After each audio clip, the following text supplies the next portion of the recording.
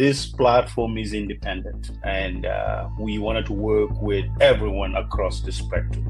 So folks are invited to share what they know, and the viewers makes their choice, and we ask the questions and we give the guest the opportunity to answer. This craziness, man, I do not care. Why am I so anti-establishment? Because of what I've seen the establishment do to people. That's why I cannot be pro-establishment. Power is in the hands of the people. And it really did.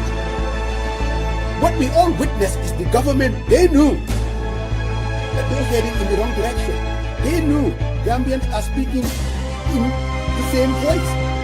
What law in the books that says the government has power come out and go after folks' private citizens' properties and demolish them because somehow the government interest? The only way that we can salvage our country is when everybody wants that gets their hand dirty.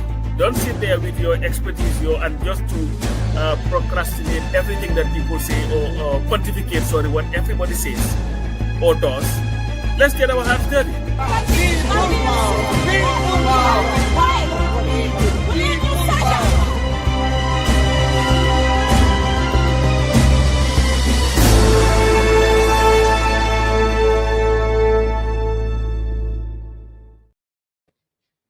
Good afternoon, good afternoon.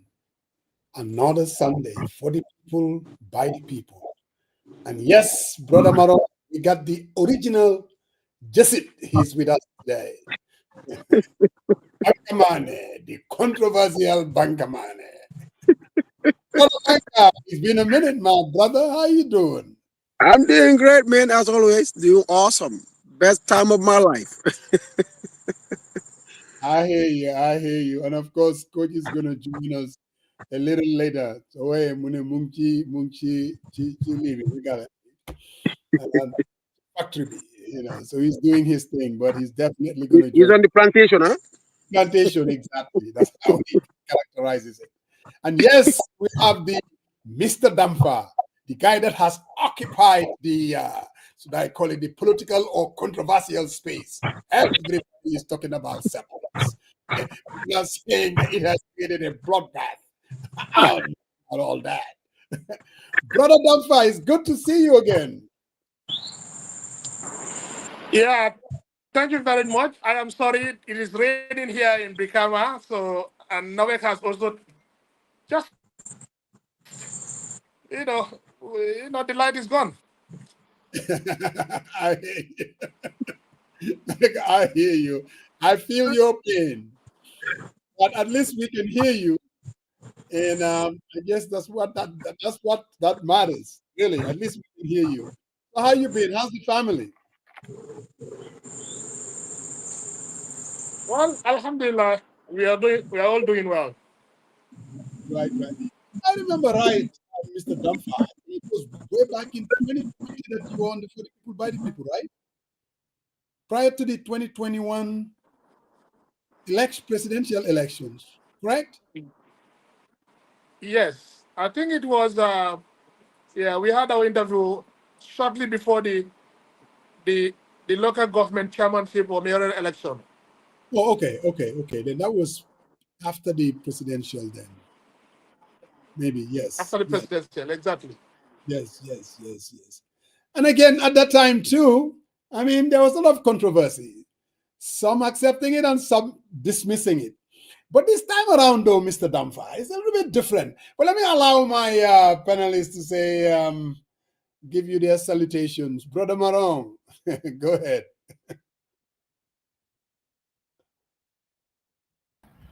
Yeah, welcome to the People by the People. So, Mr. Dampha, we look forward having a great time. Sorry that the lines went off, but we look forward having a great analysis today on the recent survey. Thank you.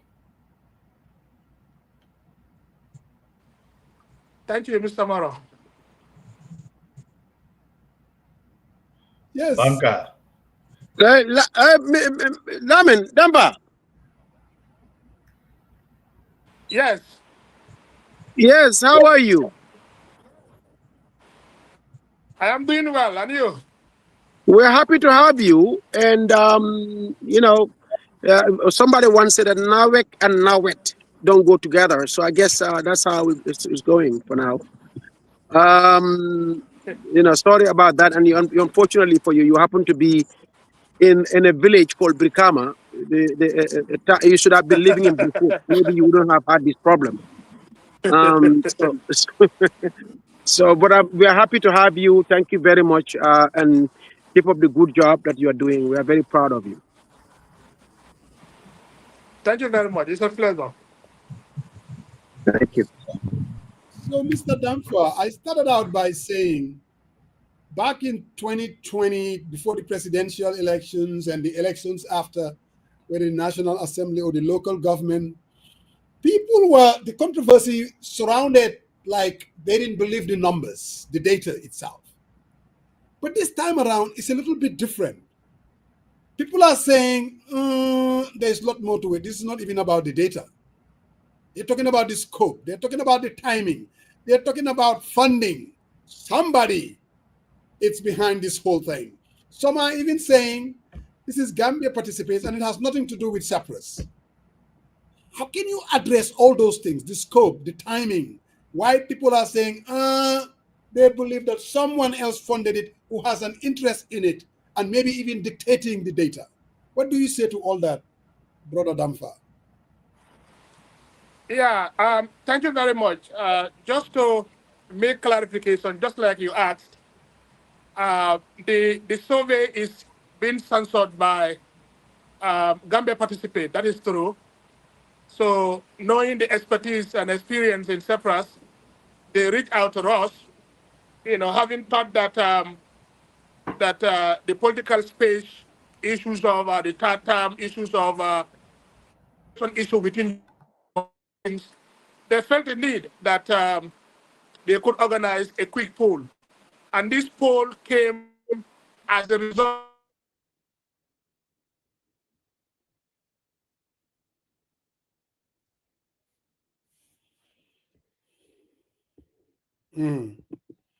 Yeah, the rain is not going to make it easy for us, huh? It looks like. Yeah, unfortunately, Gambia in the rainy season, the network is very, very, very poor. It's going to be a challenging one. Yes, so especially when it's raining. I don't know. It's funny. Whenever it rains in the Gambia, the moment the rain starts, electricity goes off. And so on a rainy day, expect not to have consistent electricity and not to have consistent network. I don't know. It's weird. Yeah. So, but I guess there is some. I'm not familiar with their technical connections there. Probably it's just the electrical lines are unreliable or something. I don't know. So, but anyway. Even sometimes. So maybe we. Sorry. In the US here, if it rains sometimes Yes, interferes with. yes. The other day I was making a joke about it. It was raining here, and all of a sudden the lights went off. My daughter, she looks at me, she goes, "Daddy, it's dark," and she started crying. I said, "Oh boy." I said, "Batu, I better not take you to Gambia right now." Yeah, unfortunately, it's raining very heavily here in Bikama. Yeah, we So the understand. internet is not very stable, and now it is gone. Yeah, Yes. just to put context again, Right.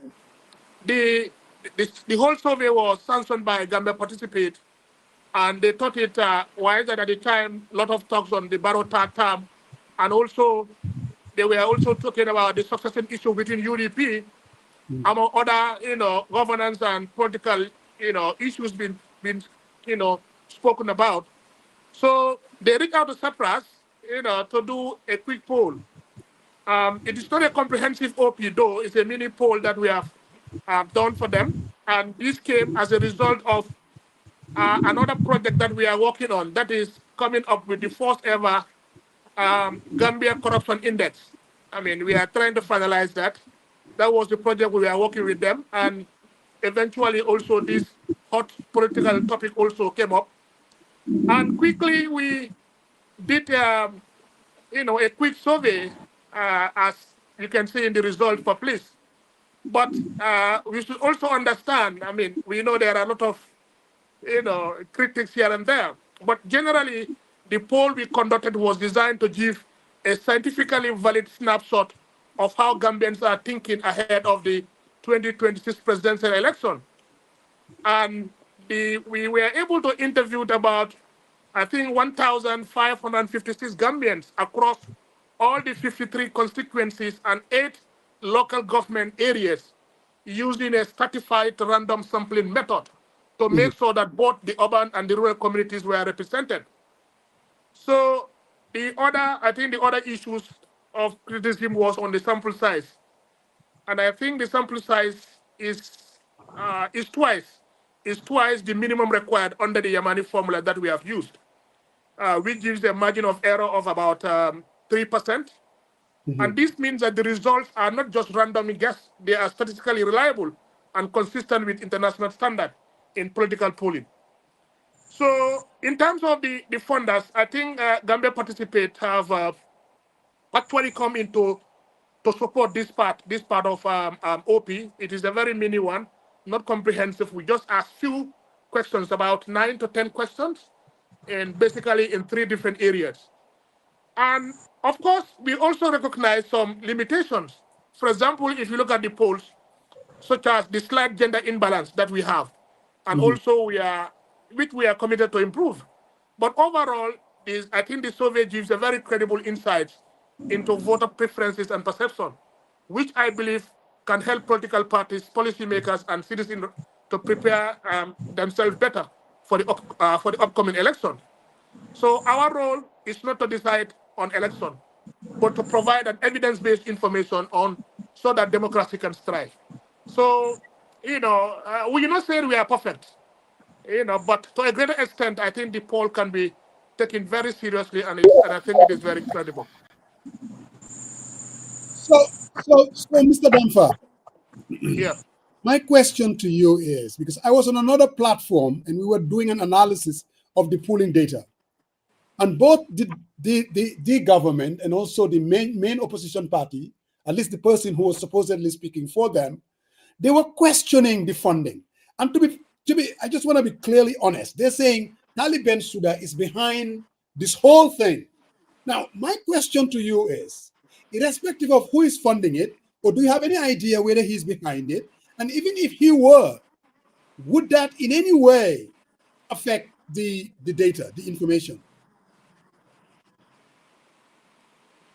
I mean, I think about the funding, just like I've said, generally, even you're looking at CEPRASS, for example, all our polls that we have conducted in the past are being supported by the National Endowment for Democracy based in the US. And I am happy to announce in this platform that on Friday we have signed a new contract with National Endowment for Democracy to support our opinion poll that will begin by CEPRASS in November. And we will be doing 3 polls. One will be the issue-based opinion poll, where we will gather public and expert opinion on key democratic issues, such as electoral integrity, the role of political parties, government effectiveness, and so on. Then we also do a perception of democracy survey and election opinion poll. So generally, the CSOs and the research group are being funded internationally. So for that of this Gambia Participate, actually it is not funded by Talib or any other interest group, as it's been alluded to by other quarters. Actually, this is a support extended to Gambia Participate in a project on the Corruption Index project, and whereby they are able to also support this particular pool. So for people to say, and even if it is supported by an interest group, I can say for sure, because I presided over the data collection process and also the report writing. And I was not in any way being influenced by anybody or a party. This was done professionally and to the best of my ability to ensure that results reflect the views and the wishes of the Gambian people that we have interviewed. Thank you very much, Dampha. Brother Marong. Sarian. Banka, go ahead. Okay. No, sorry. Okay, well, if you want to accord me the honor, that's fine, sorry. I was expecting you to go next. So, Mr. Dampha, polls, they are not perfect, and that's why polling institutions always said this has a margin of error of 2%, 3%, 4%, depending on how the data was collected and how it was analyzed. Now, in your case, you're talking about a population of 2 million people. I'm sure that's not all electorate, obviously. Maybe about 900 and something thousand of that will be the electorate eligible to vote. But then your polling was conducted interviewing, I think, about 1,556 people, if I'm not mistaken, right? Yes. Yeah. So how can one reliably, and I want your expert explanation for this. How can one reliably extrapolate with a certain degree of accuracy? Now, I'm not talking about 100% accuracy here. With a certain good degree of accuracy, let's say even 80, 90%, that that 1,556 people could give you a good window as to the opinions of those 950 something thousand people. How did you arrive at that with your conclusions based on such a small sampling as it relates to the number of electorate? Yeah, I mean, I think generally if this question came up, I am a little bit, it looks a little bit funny because if you look at the sample size, and based on the scientific approach, if you use, for example, a Yamani formula, or even the Morgan, sample size table, is a population of the Gambia. If you look at it, what we have covered is twice of the normal minimum size sample size, the minimum sample size. So it's twice of that. So we are cognizant of that. When we did our sampling using a statistically valid one, using a Yamani formula, and looking at a population size of the Gambia, it would require a minimum of around 900 to 1,000 sample size. You understand? So knowing that this is an opinion poll and some of the refusals as well expected, we had to even oversample. This number we are talking about is an oversample, sample size, if you like. And this, in any way, would be a reflective of the views of the Gambians. Generally, you cannot in any way interview everybody, every household in this country. So, and even you look at the US, for example, looking at the population of US and look at their sample size, you will realize that what we have done is even more than what has been done in those, very established and highly, academic country. So, therefore, if you look at the whole sample size, for example, is quite representative, and I think the sample size is quite sufficient enough to do any prediction you want to do. In fact, in the past at Sepass, I think our biggest sample size in the past, was around 1,300. And even the Afrobarometer research that was done, initially it was with, CEPRASS, and now with CRPD, their sample size in their past, poll that they have conducted was 1,200. So to have a sample size of 1,556, I think is sufficient enough to make any informed decision. Yeah, I do agree with you. Now, I just want you to kind of explain it so that the viewers who don't understand the dynamics of this thing. I believe it or not, last election, I did conduct my own survey, and I was right in line with Sepass. The last election, and I was able to call it, and I was right on the money. So, and my sample size was very, very small, believe it or not. But what Musa is laughing because he he was one of my doubters. But now, now maybe just to add here, because you see, for me, what is important here is a properly drawn random sample does not actually need to include everyone to be representative. It does not. Now, just like I have started, for example, in the US, for example, with around, with United States, the polls would be, sometimes from the literature I've read, they can interview about 1,000 reliably over 150 million voters, for example. So, but what matters is not the size alone. So what is important for people to understand is the sampling design and the margin of error. And in our case, the design was very rigorous, and the margin of error was about 3%. You know, and that gives us the confidence that results reflect the national picture. Yeah. So now, when you said it was Gambia Participates that actually paid for this survey and the research and everything else, when they were giving this, you just this assignment, did they sort of give you any parameters or hypothesis to test, or anything that was going to guide your direction, or they just gave you general instructions and said, hey, we just want to know people's opinion about, you know, candidates and all, because apparently some candidates were included, it seems, or some were not. I don't know how the questions were framed. Because all these things do have influence on the result, if you will. So give us a general sort of view of what the instruction was from Gambia Participates, and how you guys went about in doing your research. All right, just like I've said earlier, this was part of the project that we are working on. That is the Gambia Corruption Index. So actually, Gambia Participate, we have worked with them in various projects in the past, from COVID-19 and of course to the community scorecard that we have done for NAWEC and the ferry service, and now the Corruption Index and this mini pool that we have conducted. So when Gambia Participate reach out, you know, they are very clear what they want exactly in terms of the Corruption Index. And I will not dwell more on that because the result is yet to be out. I know very soon the Gambia Participate will release that. You know, so the second part of the project, that is the opinion pool. Gambia Participate have come up with some of their interest area, and their interest area in three parts. That is the Barrow Tatam issue, the UDP succession issue, and of course the emergence of intergenerational change in politics, the emergence of young people now taking center stage in politics. Example of that, Talib and others, become an issue that they are also interested in. You know, that was floated to CEPRASS to see how, you know, we could do a quick poll on those three areas, and also try to understand, you know, what might hold in terms of a coalition building and so on.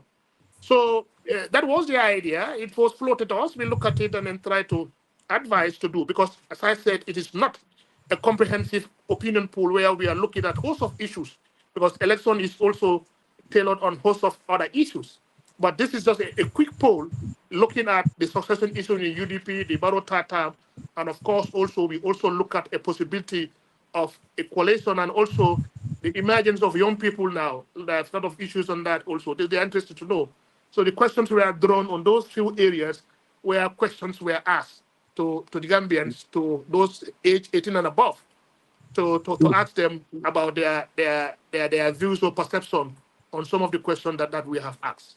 So generally that was, you know, there, but they come up with it. We have an input, try to refine, because Gambia Participate recognize the role of CEPRASS as you know, because of our experience in the opinion polling in the past.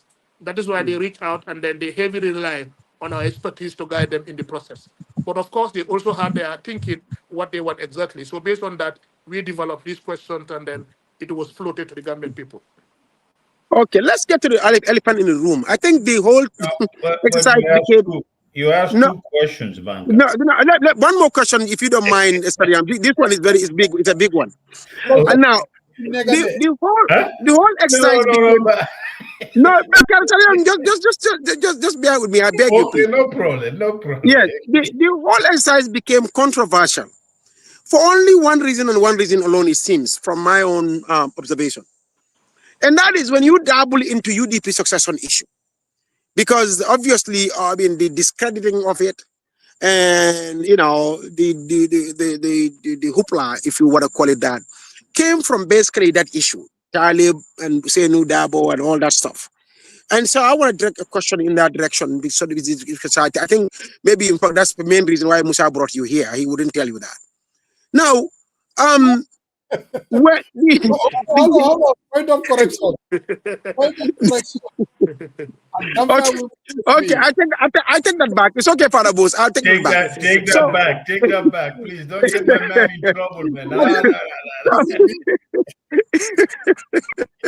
so, Musa, for so, this one, no, Mr. you don't Dampha, have any motives. Yes. so, Mr. Dampha, when you did the polling regard to the UDP succession thing, would it be fair to say that the best way to go about that would have been to, because ultimately it's the UDP members who will decide who will lead their party into the next election, general elections. So if you ask the whole entire country, if you will, in this regard, your sample data set. If you ask those folks, you will be literally asking people their opinion about UDP succession that are not UDP members and are not even going to vote in the UDP succession. They have, in other words, they have no say in it as it relates to the internal, because it's considered an internal party matter. Yes, as a country, eventually it will affect the nation. But first things first, the UDP has to decide who's going to be their candidate. So don't you think then it's premature, if you will, or if you are going to conduct a poll in that regard, you should just limit that to UDP members or the ones who can vote in that flag bearer election process, rather than just come up with a general view of that as if though the country will decide that ultimately, because the country is not going to decide that. UDP, when they present their candidate, that's when the country will have a say. But before that, the general population don't have any say. What do you say to that criticism there, that maybe you went about it the wrong way? You could have done that in a different way rather than just presenting this thing where everybody now is saying, hey, this is not our view. This doesn't represent what we view, what our opposition in our party. You guys are just trying to try something within our party. In other words, these are the criticisms I'm hearing. I just want you to address that. Yeah, I mean that's a good question. Just like we always do, we really take value people's criticism very, very seriously. And when the question was asked, it is true that we do not condition that question to only the UDP supporters. And if you like, also we do not, in our question, also ask people their party affiliation. If we did that, we could have also disaggregate that data to only shoot the UDP members. We admitted that was not us. Just like I've said in the beginning, this was not a comprehensive OP, so which would have allowed us to, zero in and try to look for comprehensive things. So yes, it is true that if you look at it at the level of the party who decides the fate of their candidates in their party, definitely it is the members, that should decide on that. We agreed on that, definitely. But the question was floated to the entire country. And I think UDP should also not be dismissive of it entirely, because it is quite telling of what the Gambians also want. Eventually, they will have to reach out to the Gambian people to seek for their support. But we agreed that you could have conditioned the question or asked their party affiliation earlier in order to look at that particular part. That could also be quite crucial. Just like I've said, no one poll is perfect.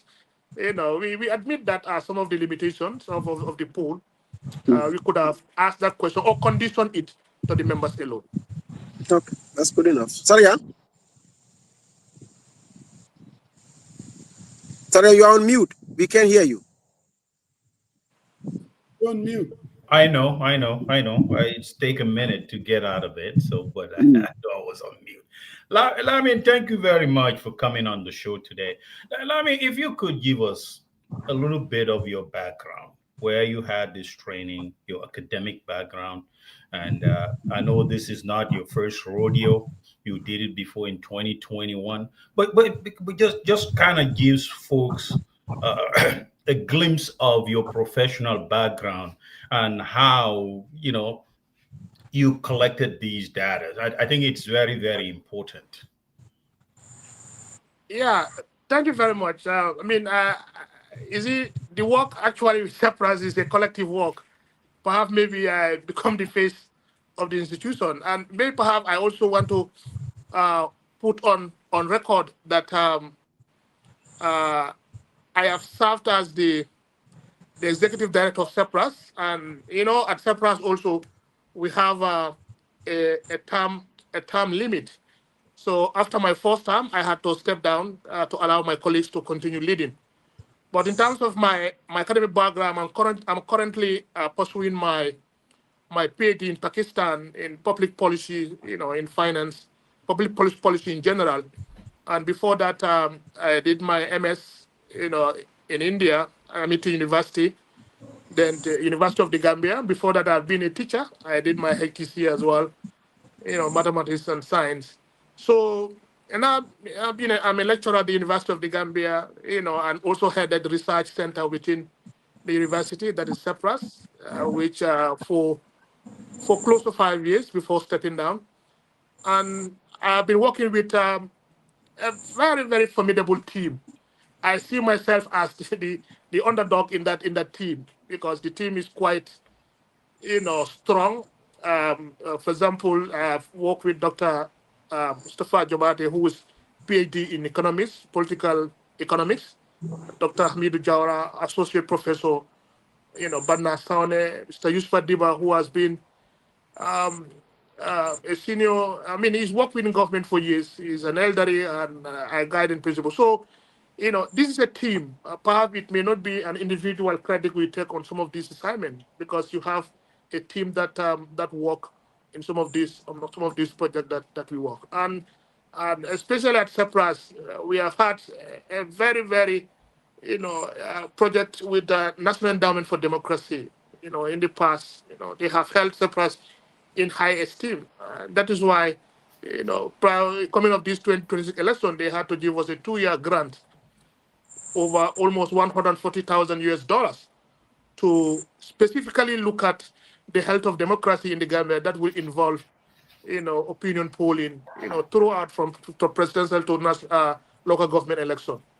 So in effect, that is me, and then that's the little profile that I have, and of course the big one that I work with, my colleagues at Sepass. Thank you, thank you, Lami. Lami, I just want to kind of draw a parallel here. What Banka said in terms of the selection of the flag bearer per se, and you not polling the folks that are making those determinations. And currently, I came down to Seattle, and there was an event. You didn't poll that. CEPRASS was not present, but the passion and the debate carry on. And I wish you could just to let you know how people are passionate about these issues in particular. So it doesn't necessarily have to be the folks who will decide, but the people who are very energized, who are party supporters, and you can see passion on both sides. Just wanted to draw that to your attention. But one thing that I wanted to bring, it's there was a young man who wrote an article. Basically, what he was saying is, and I will read. He says to put that the Gambia has over 962,000 registered voters. This means that the poll claimed to speak for the entire nation, I believe.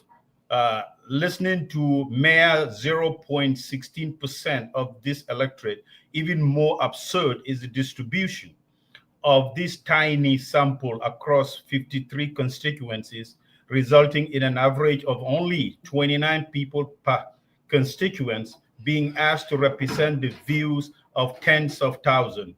Would you trust 29 people in Brikama to speak over 350,000 voters? And I listen to your introduction part. Even in the most democracies, we don't sample the entire population. We sample few, and that's a predictive of voter sentiment and how they were particular about certain issues. Now, with that said, Lamin, can you lay out? First, I would like to know, how are those surveys conducted? Is it by cell phone or is it by door to door? But what do you have to say to this young man's criticism of your polling, your sample collection? I think the first response will be the person did not understand sampling. I will put it that way. And if it is from someone from academia, that will be quite disappointing, because you see, in in sampling, just like I've said, I've actually answered to, Banker on that. The beauty, that is the beauty about statistics. And a properly drawn random sample, just like I said, does not need to include everyone to be representative. I have said that earlier, and I'm going to repeat that. So, what is important here is, it's not about the sample size alone, but what is the sampling design? The margin of error, just like I've said, how does it look like? It can inform you exactly how the poll was conducted. Yes, it is true that the sample size is spoken to. I mean, it's not that a big number like others are thinking. No, is it? And mind you, what I've said, and in fact, if you read the report, it clearly indicated that we are aware, because what we did was a stratified random sampling. So all the LGS in the country are included in our sample, and all the constituencies, that is 53, are also included.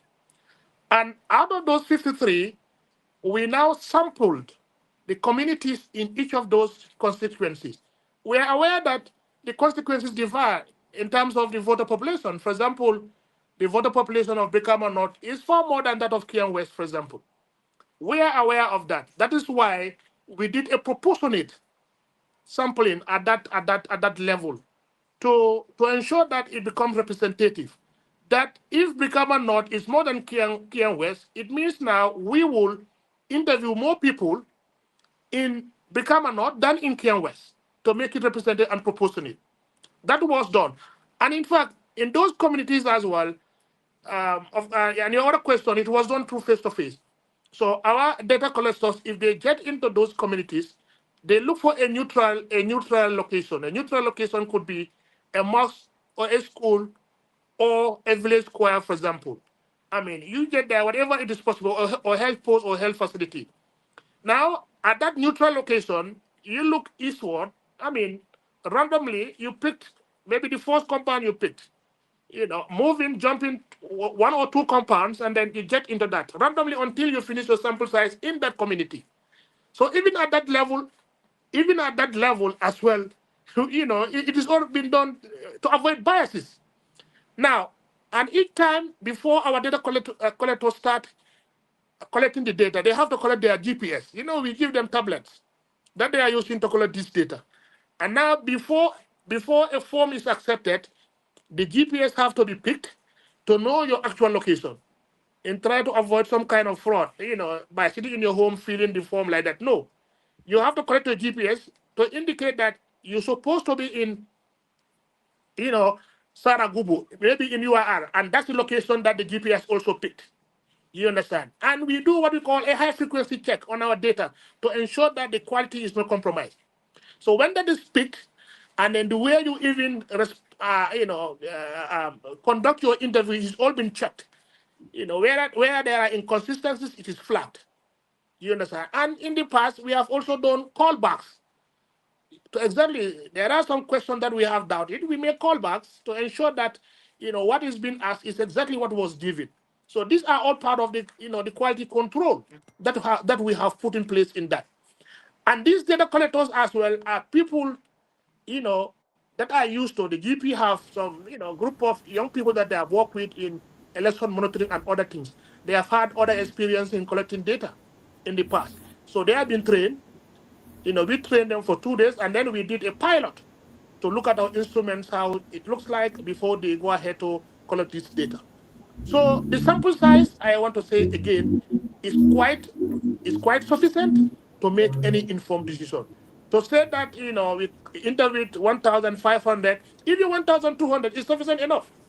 So for someone to question that, the person is either do not understand research or is very weak in statistics, I mean, because that is the only thing you can say. Otherwise, someone who is grounded in research, especially in statistics, who would not claim that the sample size is not sufficient.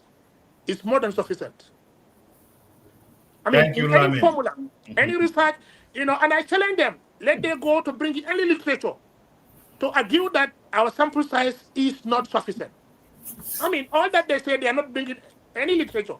as far as the data, collection is concerned, research is concerned in terms of sampling.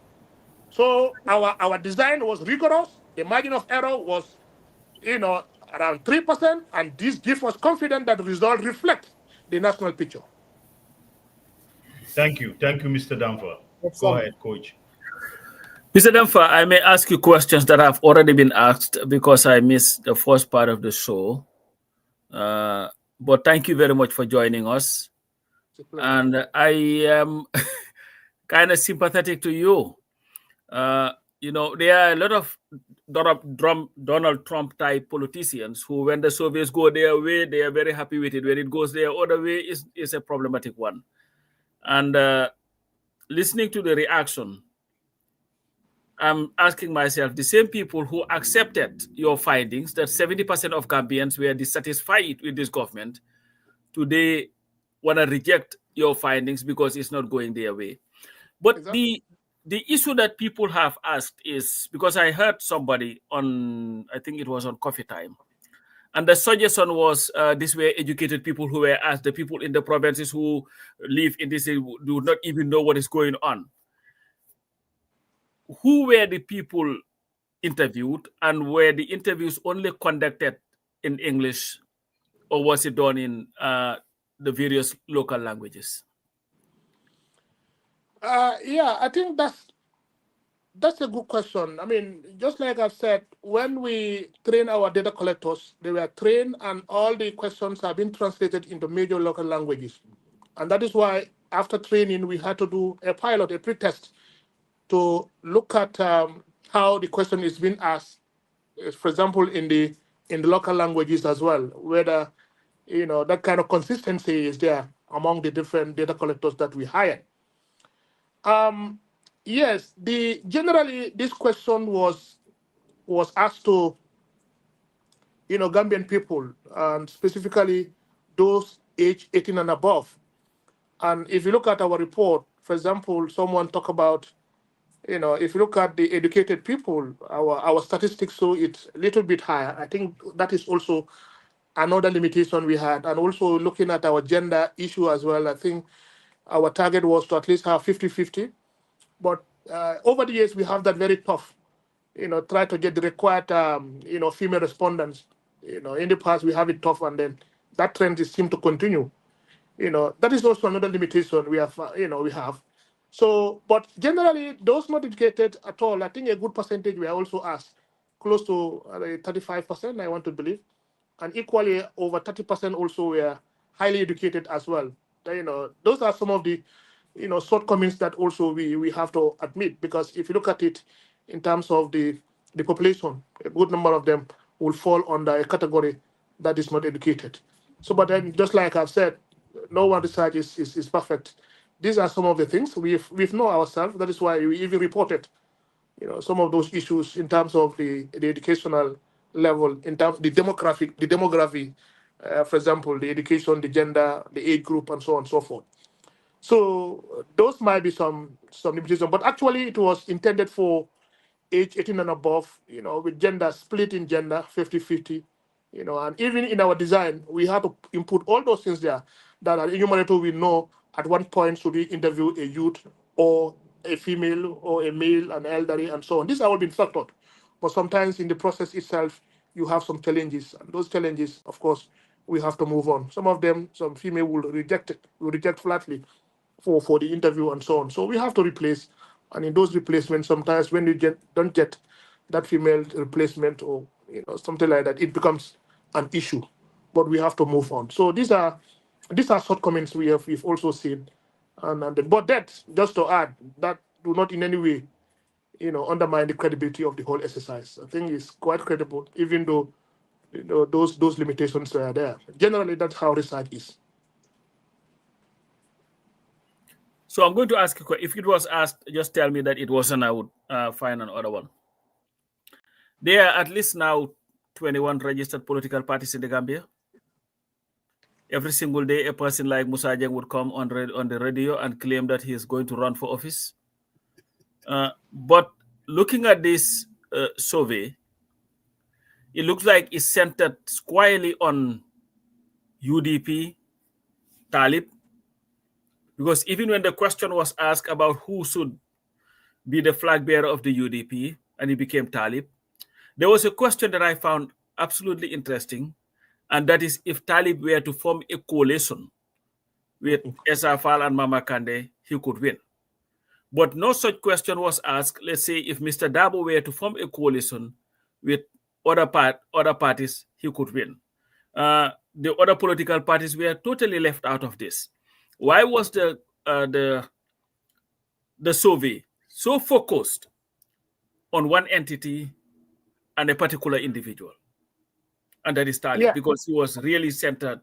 He was the center of this whole thing. If you look at the results and even the questioning, and Rohilo was there, and the chairman too, Youngs Dabo. That came because of we're asking who is going to lead the Musa, why don't you let the man ask his question? Your boy couldn't answer that question. Rohi, he started. Musa, listen. He started with who is going to be the next the heir apparent of the UDP. Of course, you're going to bring those names. But what I'm asking was there was also a specific question. Whether if Talib were to have a coalition with Mama Kande and GDC and SFL, he could win. But that question was not put as to whether Mr. Dabo, who they claim could not win, if you were to also have a coalition with those entities, could that increase his chances? That's what I'm asking. I'm just asking a question. I think this is a very good question, because even I remember I had this discussion with one of my colleagues again on why that is so. And I think this question is quite important. So actually, that is why I said in the beginning, it is not a comprehensive OP. It's a mini OP that we are focused on basically three things in that, because that have been the thinking of GP, Gambia participate at the time. So quickly we had to do a mini poll in those areas. That is why, if you look at it, is about Barrow's, Tatam, the succession issue between UDP and, of course, a possible coalition of, Talib and some, people like Esa, that's like you said. So actually, we do not ask a lot of questions. It's a mini poll, and then I think the funds available as well also dictate. So it's try to kind of trigger some kind of conversation around some of the burning issues that have been, spoken at now in the country. So just like I've said, CEPRASS very soon will coming up with a very comprehensive opinion pool where all the necessary issues will be addressed in that. And we will also take this as a learning curve with some of the issues raised, try to come up with a very comprehensive one to be all-inclusive questions that may not be, concentrated in one area. With a wider scope, we will look at it. For now, it has been a limited one, and some of the other questions that would have wished to ask was not asked. And we definitely admit, people who said that, even before your question, we discussed about that. It's not a very comprehensive OP, and most of the questions were not asked. Just a quick response to the question, and I'm not doubting that. Why are you responding to it though? I have to. No, you cannot respond to it. Don't worry about what I say. Let me say what I have to say too. All I'm saying is, yes, it's a legitimate question to ask, but at the same time too, the question was asked and response were given. It doesn't undermine the data itself. Who said that? I'm not saying that you said that. I'm just saying, because basically I'm reading some of these comments and they're saying this whole thing was basically as if it's a conspiracy or nothing like that. All I'm saying is the question was asked. You're saying, why would they say that a coalition and they include other individuals? They could have asked that too, but it doesn't change the matter. And I want to get Dampha, if you could respond. No, Mose. No, since you are responding, it was my question. No, hold on. Let me ask my question. No, hold on. No, hold on, Mose. Hold on. Let me ask my question. No. I wanna say something about that. You started this, so let's just go with it. Here is the issue, though. One thing we must appreciate, and this is why I started with this Donald Trump thing. whenever an opinion poll comes on, people will form their own opinion based on what is being said. And what we do here is ask the question to the person and he gives the answer. And I believe we have viewers who are intelligent enough who would be able to draw their own conclusion. So you don't have to be the person to speak to the data for CEPRASS. We have him here. He can say that himself. But I have my own opinion. Well, why not ask questions? We are not debating now. Make my own deduction of what I'm reading from the data. I'm money. The whole idea is Dampha is here because obviously he's the expert. Now, but again, what Bankamane is going to deduce out of that opinion poll may be different from mine. Right? So allow me to ask my question. Let's get to the meat of the matter, Mr. Dampha. And this is funny. When you ask people that support the government, Mr. Dampha, yes, according to your polling, 60% said that they will not vote for President Barrow. But that same polling data, which they have an issue with that same polling data, they're saying if elections were to be held, obviously President Barrow will win by 31%. How do you reconcile those two information? One, of course, the Barrow supporters will say they disagree with, so basically they're cherry picking. The other one the question was, if the elections were to be held, who do you think will win? How do you reconcile those two responses, Mr. Dampha? Yeah, I mean, thank you very much. And I, before coming to that, just to say that, I mean, I don't know if people look at the report very closely, and I think everybody would have a point to pick.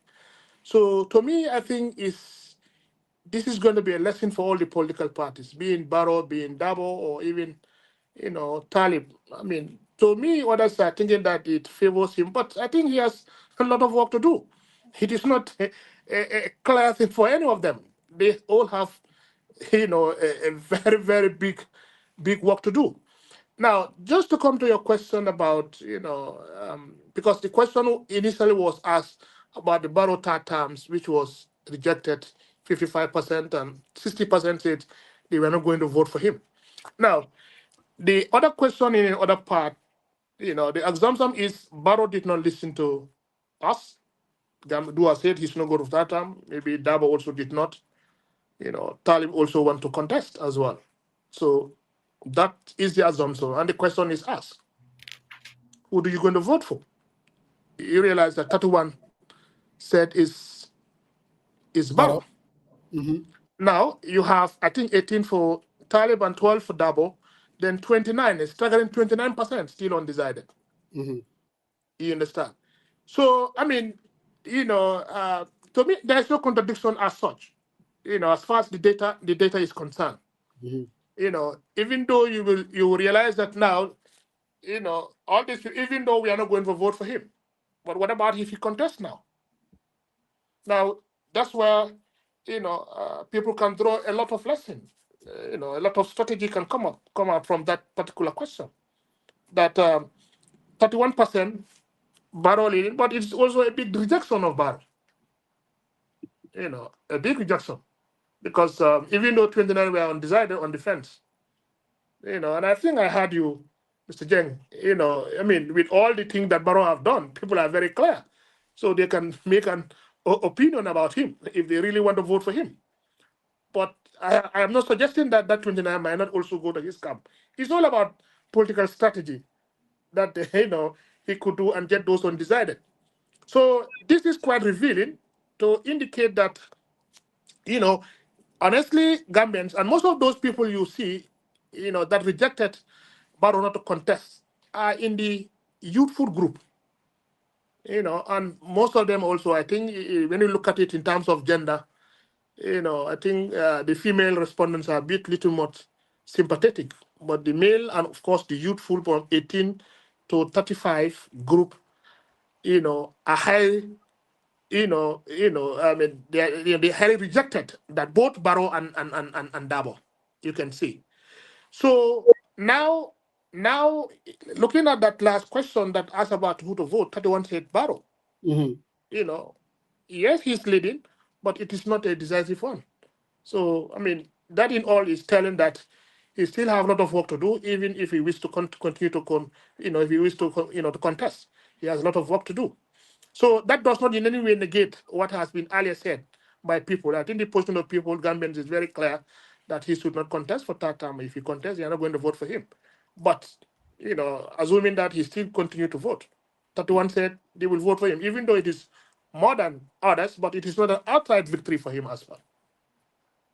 So, Mr. Dampha, interestingly, going back to the question that Pasamba asked, that is, why was, Talib single-handedly, especially when it comes to the coalition question, and not the other candidates? But if you look at some of the responses you have, for instance, the data, looking at it, when it was asked to the general Gambians that who do you think should succeed, Mr. Dabo? Yes. Talib, it was 40-something%, Young's 13%, and these are the leading supposed aspirants within the United Democratic Party, and then and 5% Rohilo. And also another information that came out of that data was when Gambians were asked, even though 60%, 59% said Barrow shouldn't run, 58% said Mr. Dabo shouldn't run, but 50% basically of Gambians saying that Talib should run. So looking at responses getting from the data, doesn't it really qualify then to ask a question, if Talib were to form a coalition, what do you guys think? Doesn't it basically, we're getting the information from the data, don't you think? How do you comment on that?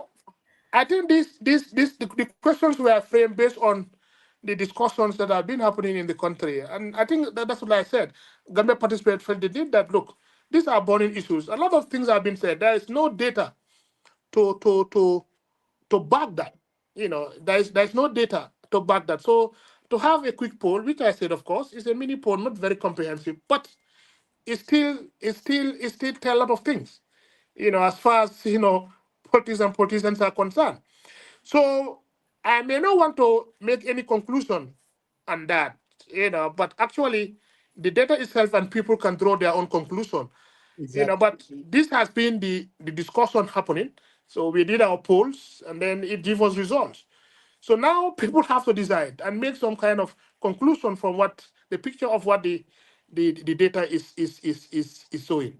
There is no doubt that there are a lot of things, being said, about Talib and so on and so forth. That is why the interest was there, from Gambia participate to have a question around that and ask to the Gambians, and results have shown that. But again, just like I said, this poll is not an outright victory to any of those candidates mentioned, being Barrow, being Dabo, and being Talib.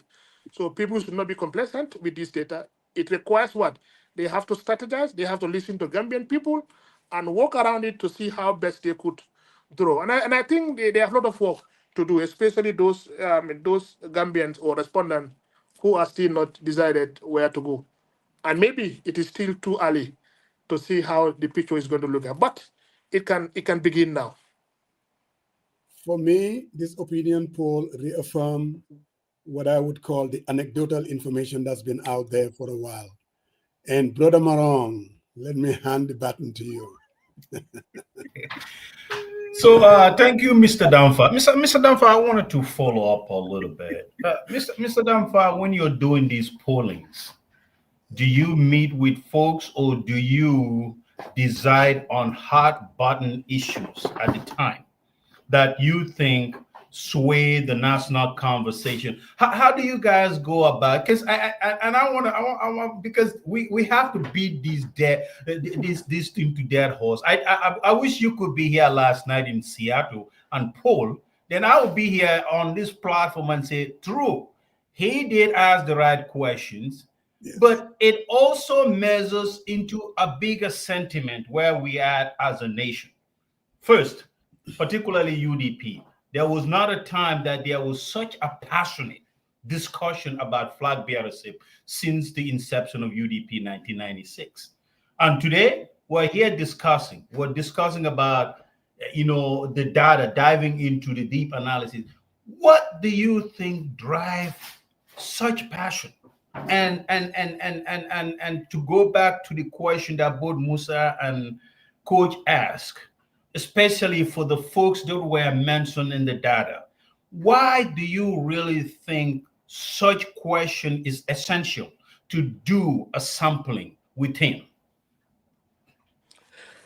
Well, I mean, research, just like, concerns is in, we also, listen to people. I mean, you always want to do research on burning issues that requires, in the Gambia generally, there is a big problem with data. There is a big data gap in everything. So politics in the Gambia is all based on crowd counts or our own perception and so on. But we have a lot of issues in terms of data. So Sepass and other institutions always want to fill that gap. So yes, issues of the burning issues in the country are issues that we are always interested to pull on. I mean, whether they are issue based, on key democratic issues, and most importantly, also election polling. And that is why at Sepass, I always say our opinion poll is not only on election opinion polling. We also look at some perception of democracy, for example, issues that could add a lot of value, that have some policy implications. It's all geared towards, giving politicians that platform to hear from the Gambian people what they really want, so that whatever they do in terms of their manifestos, in terms of their whatever action point that they want to do, will be aligned to the wishes and the aspiration of the voters. Those are the Gambian people. So what we do at Sepass, we listen to ongoing conversations around key political issues, and not only that, we also do a lot of some desk reviews, some literatures in what also operates in other countries. Could we also work around that in our country? That is why at Sepass, our new project is called The Health of Democracy in the Gambia. And we really want to organize a national conversation after our polls, bringing all the players on one platform to discuss issues, build on a consensus, and then come up with an actionable recommendation that government or anybody could implement for geared towards, our social cohesion and so on. So yes, at Sepass, we look at burning issues in the country, issues people talk about, everyday discussion. And of course, we do a lot of desk review to see what is happening in the country and in other countries, what we can do. And in fact, I remember the other time we are even thinking of doing some kind of an exit poll. But whether it is the right time for Gambia or not is another question. But one day, Sepass will definitely get into organizing an exit poll as well. Exit poll. Thank you, Mr. Mr. Dampha. I know you did polling before, and especially the government and the sentiment. A lot of people shared. They were happy with your work. 2021, you did polling right before the presidential election.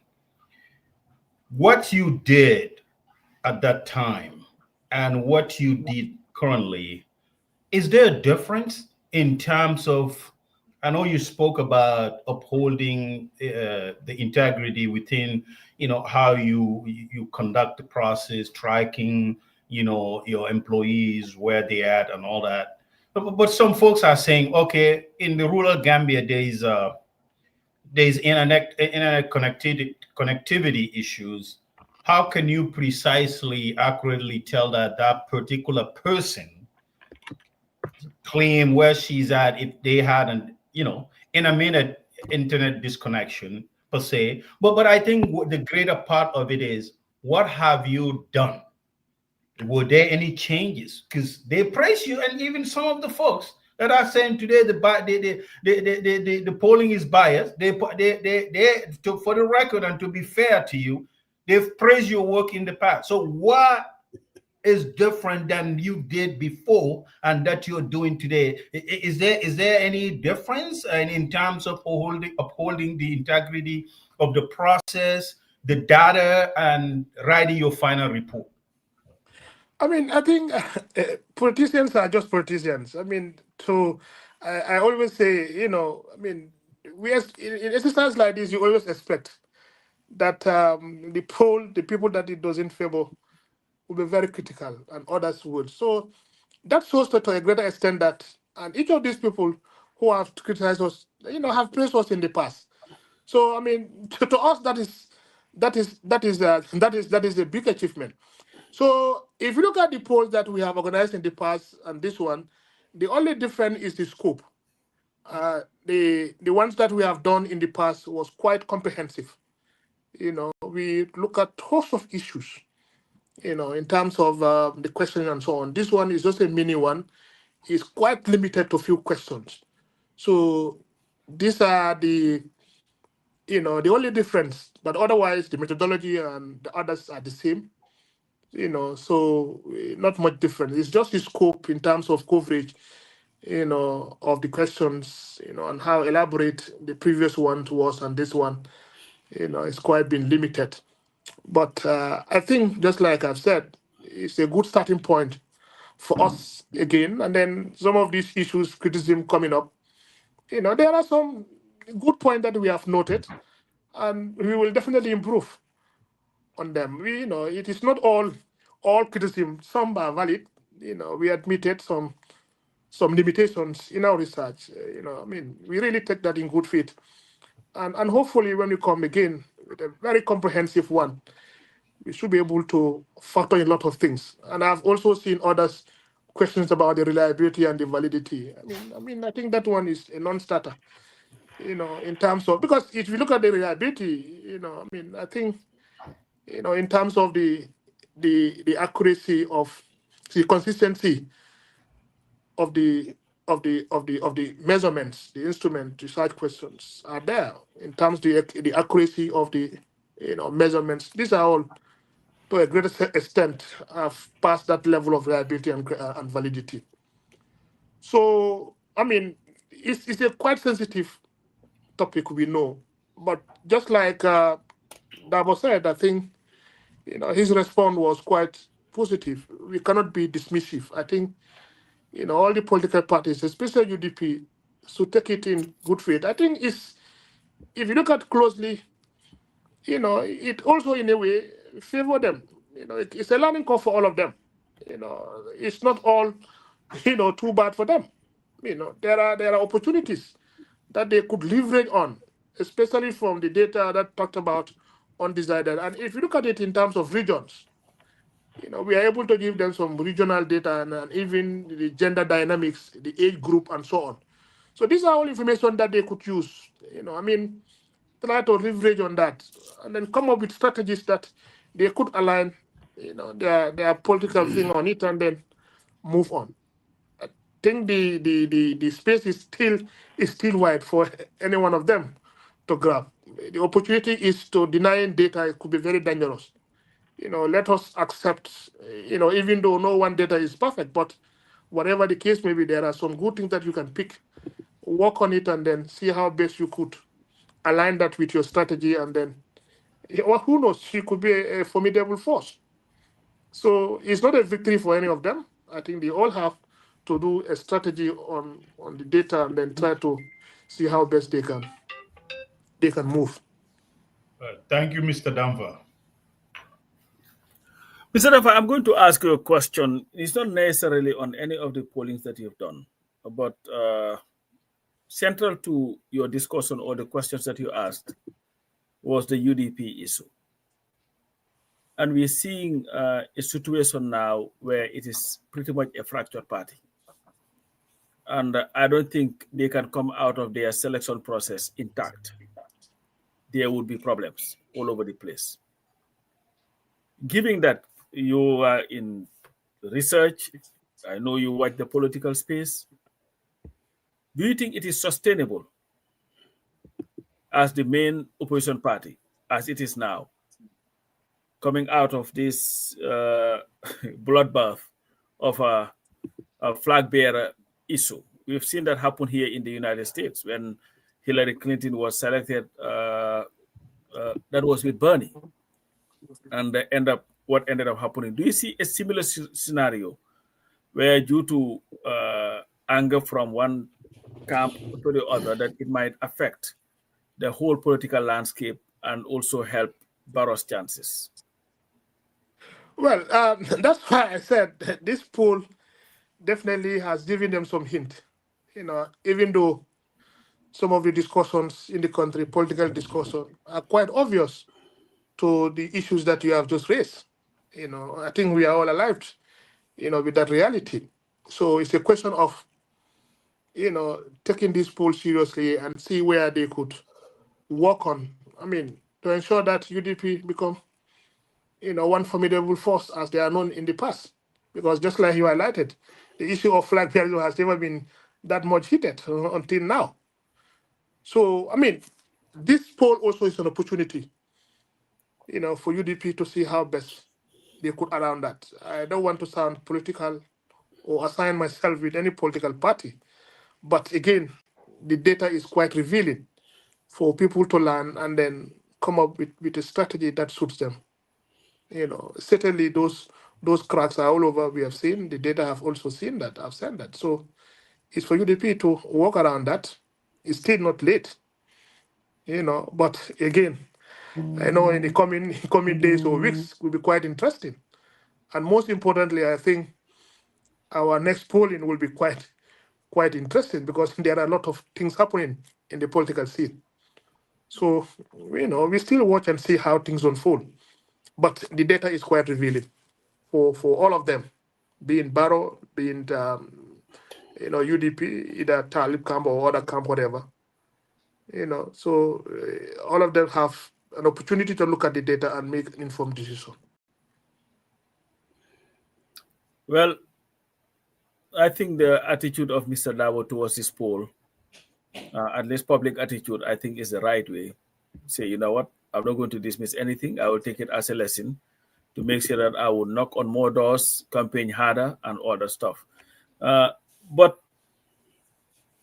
given our situation, because polling is a new thing in the Gambia, we are not used to this. Even in so-called former mature democracies, because they are not anymore, like the United States, we've had this issue where, of course, I've heard people talk about who paid for it. Everybody can hire anybody to do polling. That doesn't mean that they're going to tilt the research one way or another in your favor. You just want to know where you stand.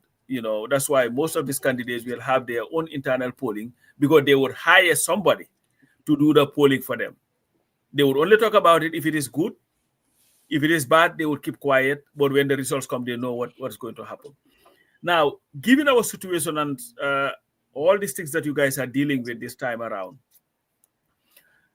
will CEPRASS also invest in educating Gambians more about polling, how it is conducted? Because some of the questions even been asked, so the lack of understanding of this whole process, or you did not ask the whole country. In the United States, they have 350 million voters or so, or citizens. The samples is mostly about 1,200 people or something like that. They just do a very small sampling, and for the most part, you get the results right. But will you guys be doing a lot more work in enlightening the people on their job, on your work, and what it entails, so that at least there will be a greater understanding of it? Because this is completely new to most Gambians. Yeah, I think that's a good question. In fact, I remember our first opinion poll when we organized that. In fact, we call it an election opinion poll and media training, because at the time we wanted to do, we said we must do this poll alongside with media training, because at the time our focus on how the media will, how they will publish the results and some of the sentiments and so on. So in that polling, what we did was, before the release of any polling results, we invite all the major, whether online or print newspaper, radios, we invite them for training, media training. We call it media training, and then train them purposely on our methodology. We give them a very comprehensive, train how the data is collected, from A to Z, for them to understand. And in that, we also even discuss with them how we arrive at the results, such that when they are writing about the results in their newspapers or in their radios or whatever, so they should be able to report accurately. So at CEPRASS, that is an ongoing thing.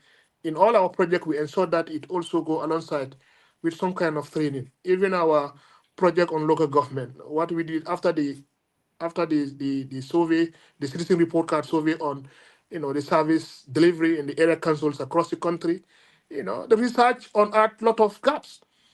And based on those gaps, training modules were tailored to that gap. And we train them, for example, in resource mobilization, in communication, because these are areas that people have highlighted. We train all the, the area selected councillors, the VDCs and others in all the area councils in the country, from Banjul to Basse. So, in our project, this is the kind of impact, we always want to have, and even this new project that we have with National Endowment for Democracy in the US, it's a 2-year project, but also have a module on some kind of capacity building also, some kind of advocacy we're going to do. So at any time before we release our results, we do some kind of sensitization around that, especially with the media group and so on, because we felt that those are very important things. Because otherwise, I mean, people can just make anything out of it. But at least if, for example, our media personnel are trained, inform them how we go about this, it helps. So at our institute, at Sepass also, we have an open door policy from the media, from interest group. They can reach out to have access to our comprehensive data, raw data, and then we felt that that could be useful for people to make more analysis on it, perhaps what we have not done, because it's a big, large data set. So we all know that elections opinion polling is always critical. There are a lot of issues here and there, but again, we always want to ensure that at least we are able to sensitize, especially the media, that we normally do before we organize that. And inshallah, we also try to organize a national conference where we want to see political parties, interest groups all over to come have a national conversation. And one area we are also interested to do research on will be political financing, because this is one area that no political party want to talk about, how they get their funds. People are interested to know how Sepass get their funds to do all these things. But the parties themselves, they don't want to disclose. All of them. If you guys want to probe that, check the state, the party that has now act like the state, NPP, and how they get all these anonymous donors with their things going all up. Is where poor people just a few years ago now, they are multimillionaires building places all over the place. And of course, you wonder why there is corruption everywhere, but that's just me. Yeah, so we will want to look at that, and we just again want to make it clear, Sepass or GP, not funded by any interest group. It's not Talib, it's not any other person, and perhaps even if it is interest group, the data that is produced is quite credible, and it's not in any way, whether we are being pressed or whatever. No, in fact, it's not just correct. So anybody who thinks about that is, it's all not true. So, so actually we don't. Even though I have to say again, as a research institution, we work very closely with government and other interest group. If they have work, we have done in the past. We have done a lot of work. With government. Especially Sepass work on the Gambia's domestic trade strategy. We developed that. We have a very good working relation. But one thing, our independence is never compromised. That is why Sepass is not under University of the Gambia. It's an independent registered institution, because we don't want to register it under university. We don't want government to censor us or do anything to try to undermine our credibility. So all that we do is independently done. So nobody's funding us. All our funding is international grant that we get. We apply for them. There are a lot of grants out there, because that also is important. So nobody give us money to shut us down. No. So we are as independent as whatever you may think of, and then doing our work in our way. So the good thing is the 2026 election cycle, we are good to go. We already secured the fund. So we're going all the way to 2027. So hopefully we will come around another day to talk about other works that we'll be doing shortly. Well, thank you. Mr. Dampha, not only that Sepass is independent, but you're professional. And why am I saying that? And I'll want you to react to this comment. I've lived all my adult life in the United States, and I've seen polling all over the place. Clear politics, Rasmussen politics, Quinnipiac. And I remember back in 2008, I always would go to the polling that will reinforce what I want to see. And there is always discussions on the politics of polling. And I always used to think, wow, when will this ever happen in the Gambia? I thought, there's no way this could even happen. People would not even tell you and react to polling or anything of that sort. But here we are today because of good work and sacrifices that people do. Some on this platform, some that are watching, some that paid the ultimate price, political parties, and yes, even the current government of today. We have an opportunity. We can disagree about the polling, but when everything is said and done, we have an institution like CEPRASS. So to me, it gives me hope. Can you react to that, Mr. Dampha, to that comment? Yes, I mean, I think just like you stated, I mean, if you look at the membership of CEPRASS generally, this has been our slogan all along, you know, to ensure that we impact lives, especially within the Gambia, but with utmost professionalism. You know, that is why whatever work that we do not align ourselves with any group, whether interest group, political party, or whatsoever. You know, yes, we work with government, we work with other NGOs, and you know, among other hosts of people within the country. But one thing we emphasize, you know, is our professionalism and our data in terms of quality. No, it's no go away. That is why if we are working with CEPRASS, the kind of quality checks we do on our data is quite rigorous. I mean, we do a high frequency data checks. Whatever is coming, you know, in our server that we are using, you know.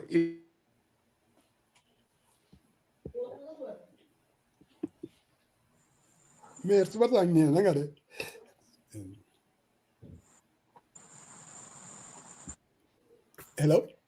No, Banker came and knocked him out. Who did I knock out?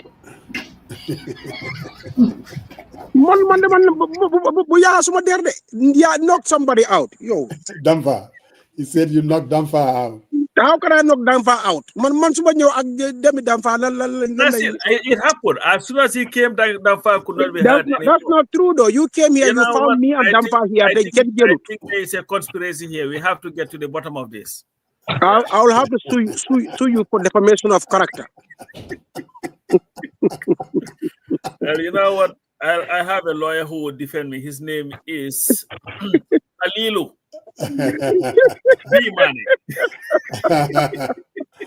Why? Because when I left you and Musa were arrested. I mean, it was very hard.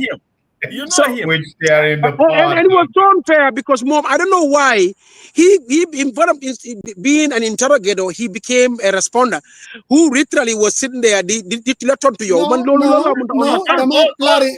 Clarify. When you have a question, don't clarify. No, he did not have to clarify. Because when you don't for the real clarification. All he had You to directed the question to the man. Let the man answer the question. To talk to Dampha and say, Mr. Dampha, even as Sama said, does that affect the credibility of the outcome? And let Dampha answer the question. And it's a very fair question. A very, very fair question for that matter. Banga, Yes.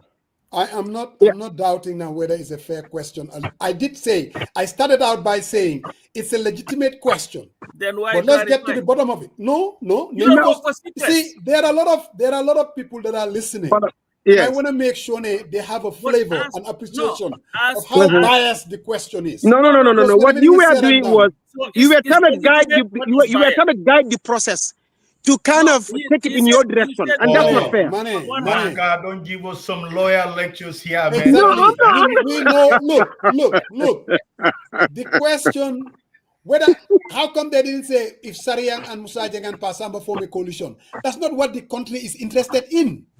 All right, because that's not where people are. So the question is, that's not what the country is interested in. How do you know? How do you know that?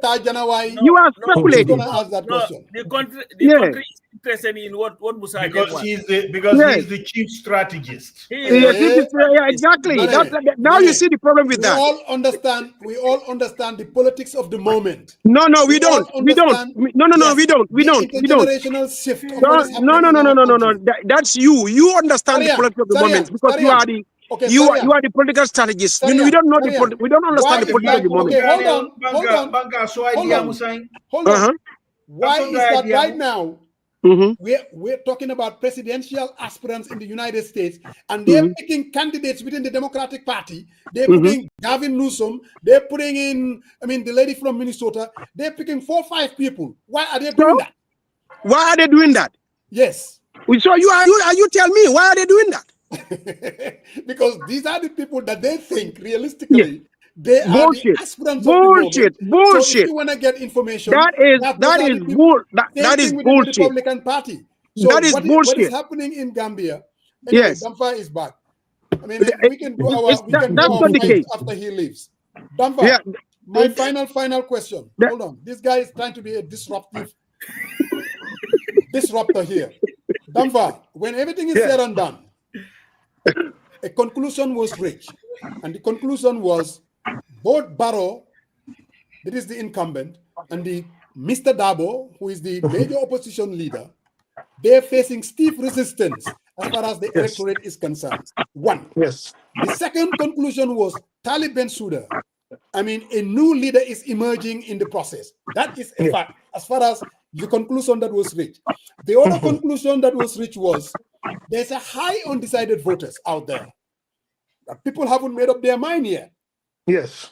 Right. And then the fourth one, that coalition is the only vehicle, the most viable vehicle that could basically be formidable against the incumbent. Can you comment on those conclusions that were reached, and whether I'm just embellishing like some people would want to suggest?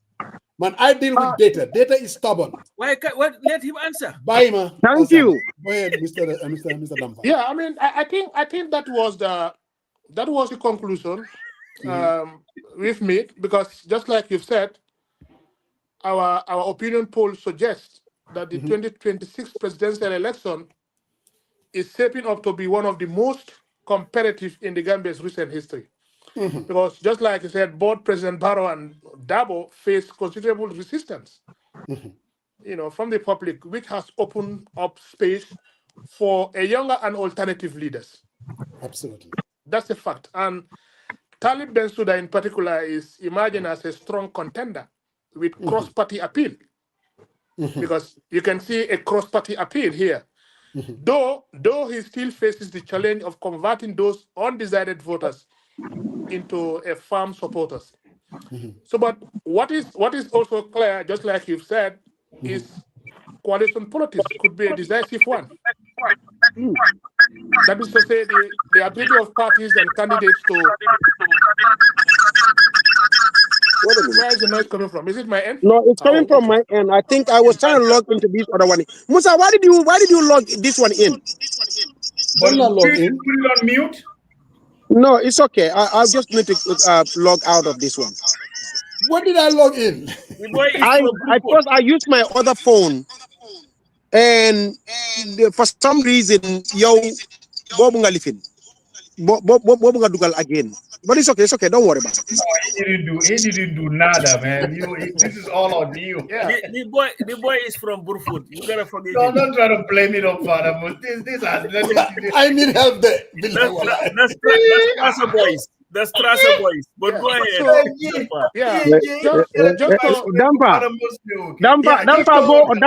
Dampha go on. It's okay.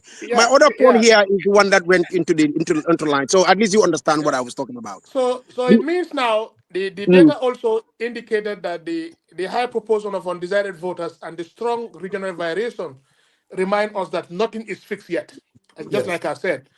And the political landscape, it remains fluid. So, however, our role as researchers is always to provide an evidence-based picture of voter sentiment so that citizens, political parties, and policymakers alike can make informed decisions. Ultimately, the poll underscores both the vibrancy and the unpredictability of the Gambian democracy as we approach 2026.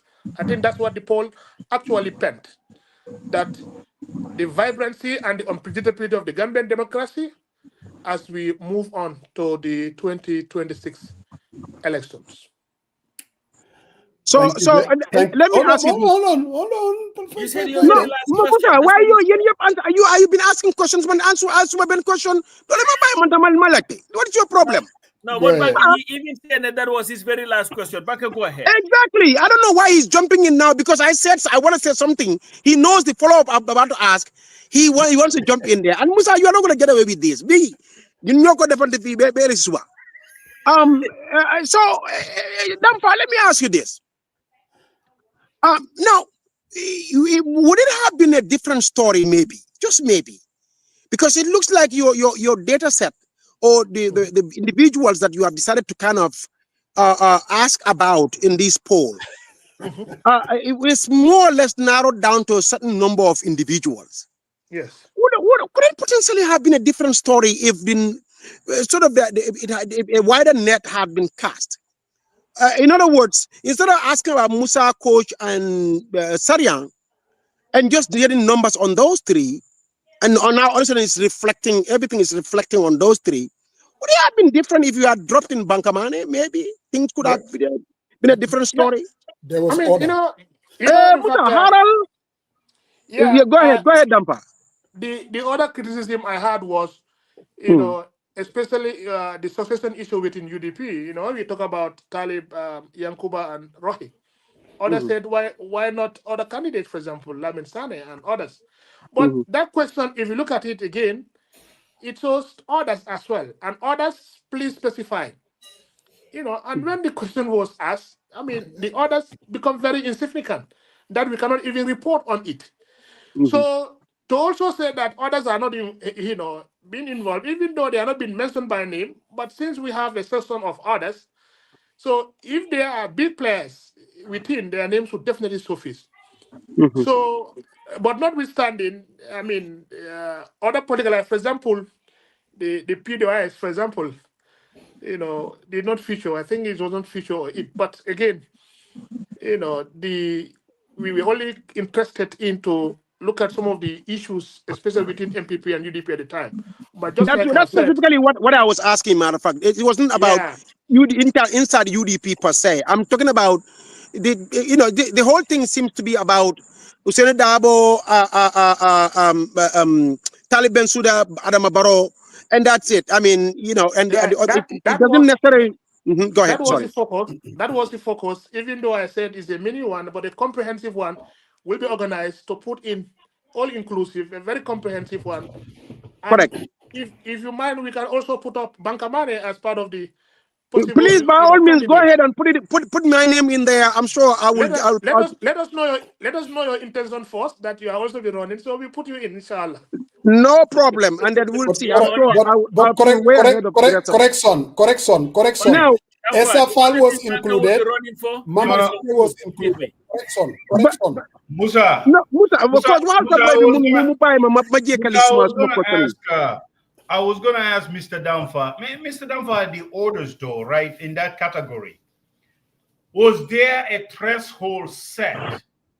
And if these individuals didn't reach that threshold, they fall under the other category. Say, per se, in the United States, even for debate performance, there is usually a threshold set. They said if you don't go above the percentage, you're not going to participate in the debate. So my question to you is, where does the others fall under that category? Was there like a threshold set? And if they fall within, below that threshold, then they fall under that order, but beside their name ID. So I guess my question to you is, what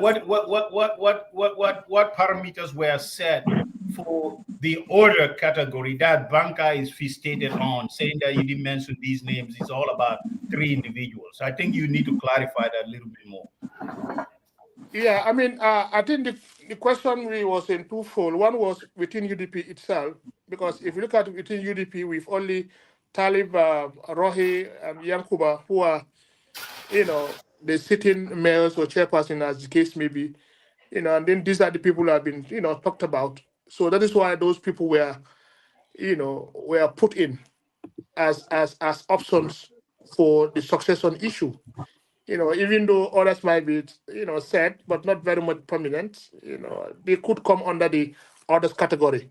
So the other party was talking about other political parties like PDIS, for example, is not included and so on. But again, just like Mr. Jen said, Mama Kande, SFL and others, these are all emerging leaders that were pulled. But in a comprehensive pool, all other parties and even the new ones coming up, will also be, be factored so that we have a broad base for Gambians to decide, who they'll be interested in. But again, I think the data still will try to provoke some kind of conversation on especially those issues So I've highlighted earlier. let me ask you this, Dampha. The last polling, that major polling you did just prior to 2021 elections, how accurate were you? I know you had a margin of error there, but where did your numbers fall within the margin of error? I don't know whether you went back and looked at that. How was it? Yeah, I think it was very close, even though at the time, for example, the presidential, the first poll, Barrow led, but if you look at the second poll, it has increased a little bit. I think it was around 44%, our poll, the last poll before the presidential election. Okay. So the difference is less than 7%. But also, if you look at the undecided voters, would explain that difference. That's where it was picked. So the undecided So voters, in that case, are you saying that the majority of them, or by a bigger margin than you anticipated, or you surveyed, went for no, I Barrow think in that no, case? I think it split because Barrow Mhm. has in our poll, I think it's about 7% difference. So 7% difference. So therefore, he's also got some chunk of undecided voters, but also Mhm. other political parties have also, even UDP have got some from the undecided voters. So it was difficult Mhm. try to see how the undecided voters swing to, but the conclusion is at least each of those parties have at least a percentage that they got from the undecided So voters. let's talk about the undecided voters for a minute. These undecided voters, because they seem to be showing up all over the place on the map, and everybody, that's where the speculation gets really heavy. Depending on who you ask, everybody will swing them in their direction in larger numbers. I mean, than others would. What is about these undecided numbers? What percent of the population do you think, based on your, your polling from the last time or over time, what percentage of the population, Gambian population, if America we will call them independents, you think are actually independents, that they are not committed to any party per se? And how do they generally vote? How does that go? Now, I mean, these undecided voters also we have to factor them also within regions and the constituencies. Mhm. I remember during the the local government election, the chairmanship, when we did our poll, there seemed to be a large chunk of undecided voters around your area. That is Combo North, both Sumbala, Sanementreng, and Olyundum constituency. And if you look at the poll at the time, it was, Yankuba and Sise were very close. I think a difference of 1%. And clearly, I remember I told them that this is where you can get your votes. That's where the undecided voters are. And that, it makes those, the party that capitalized on that eventually won the election. So, I mean, these undecided voters are people, some of them, they're in different categories. There are people naturally who not want to tell you, even though they might be decided, who not want to tell you who they want to vote for. Others might have some other issues. And then in the past, the number is significant because we can say about close to 1/3. Around a quarter of the voters may not necessarily be divided, but it also differs as per consequences as well. Give us a So profile of this undecided voter, this independent in the it's Gambia. Do you have a profile of the individuals, who they are, like what demographic, what background, where do they fall in, or are they all over the map? No, we have to maybe look at that again, because the last time because it's quite interesting. Sometimes one thing I can note, there is some regional variation in terms of these undecided voters. So in terms of other demographic like the age category and the gender, we need to look at that in a little bit more detail to look at which kind of demography in terms of uh, gender dynamic or age group and so on and so forth. But again, also even in terms of regional variations are also evident. So they are a very important thing that one had to look at and closely look at that. So I think, parties could reach out to Sepass after our polls or interest group. Sometimes it's difficult to give all this detail in a report, but we do You allow can people to reach extrapolate out. from existing data set. Yeah, Exactly, and even politicians alike. That's our job. I remember political parties in the past reach out to us for a data. We've given them. I know they might be criticizing us today, but obviously we have given them our data and they took it very seriously. And it worked for So them. in other words, if somebody sits there and then realizes, they think, and you didn't, well, obviously a report doesn't reflect the fact that there's a certain voter set that or group of voters that nobody's paying much close attention to. A political party decides, you know what, I want to know in San Mentrem, for instance, who are these voters that generally vote NPP? What demographic do they fall in? They can come to you and then you can kind of extrapolate that from the data Uh, sets that you have.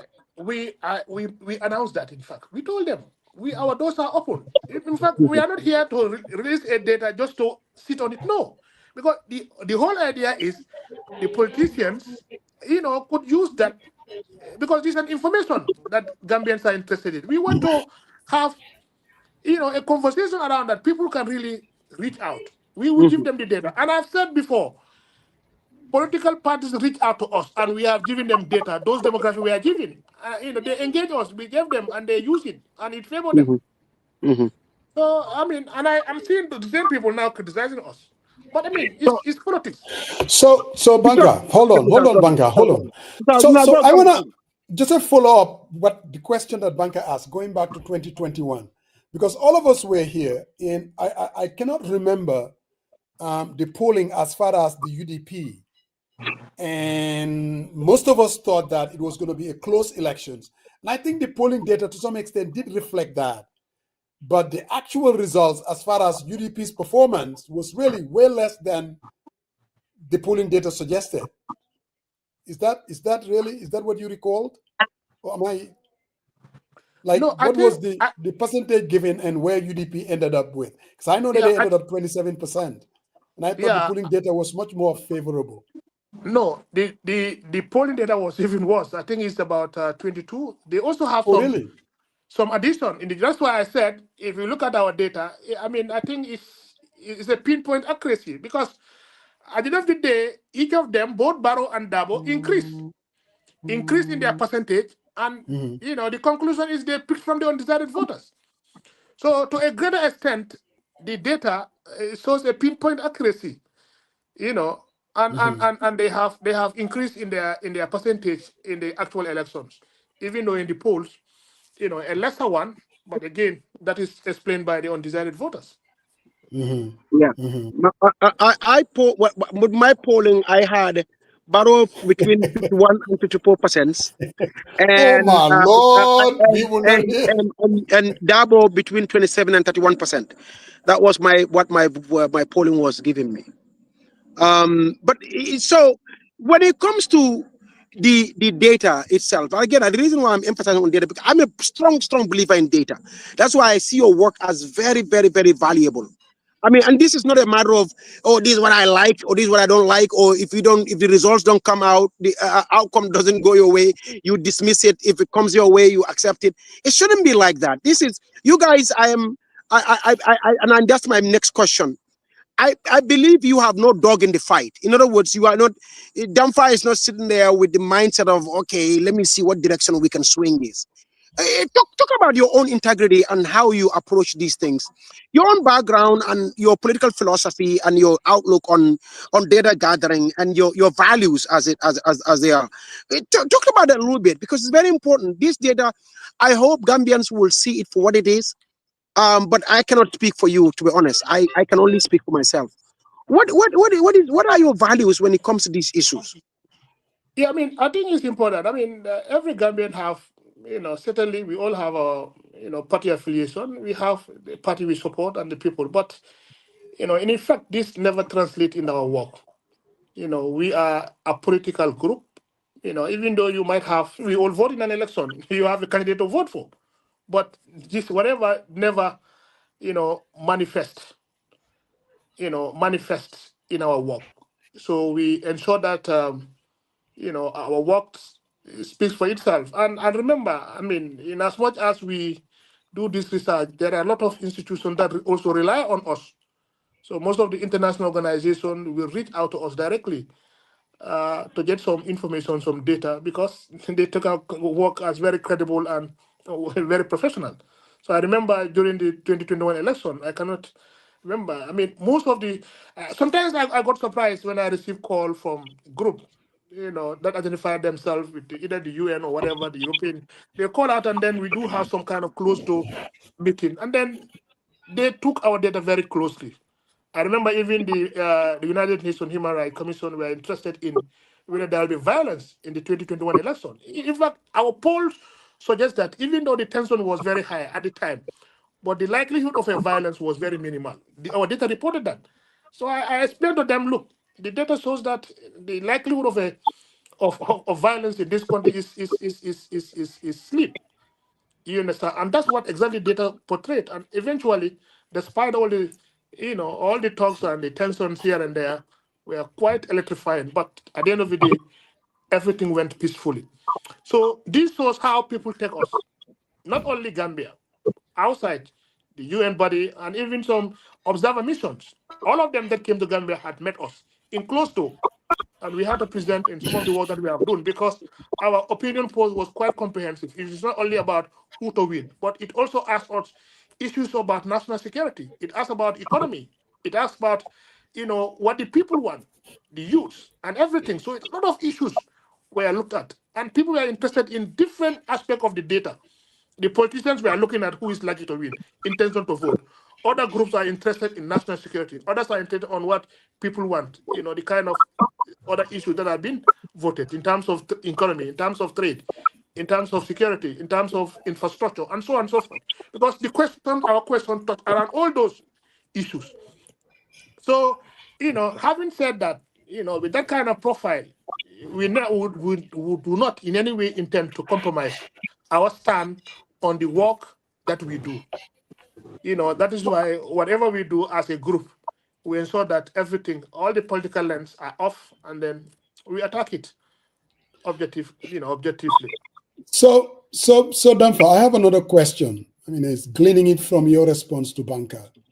Knowing our country, I mean, Gambia, without a doubt, there's a culture of corruption, not only individuals, but institutions as well. I mean, CEPRASS, and I'm sure today Dampha is there, tomorrow it could be Pasamba Jau or Banka. What do you consider to be the threat in terms of,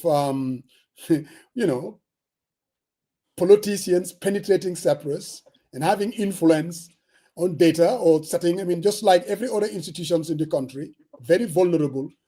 Do you consider that as a threat? And what is there that CEPRASS has to do to make sure that that will not happen?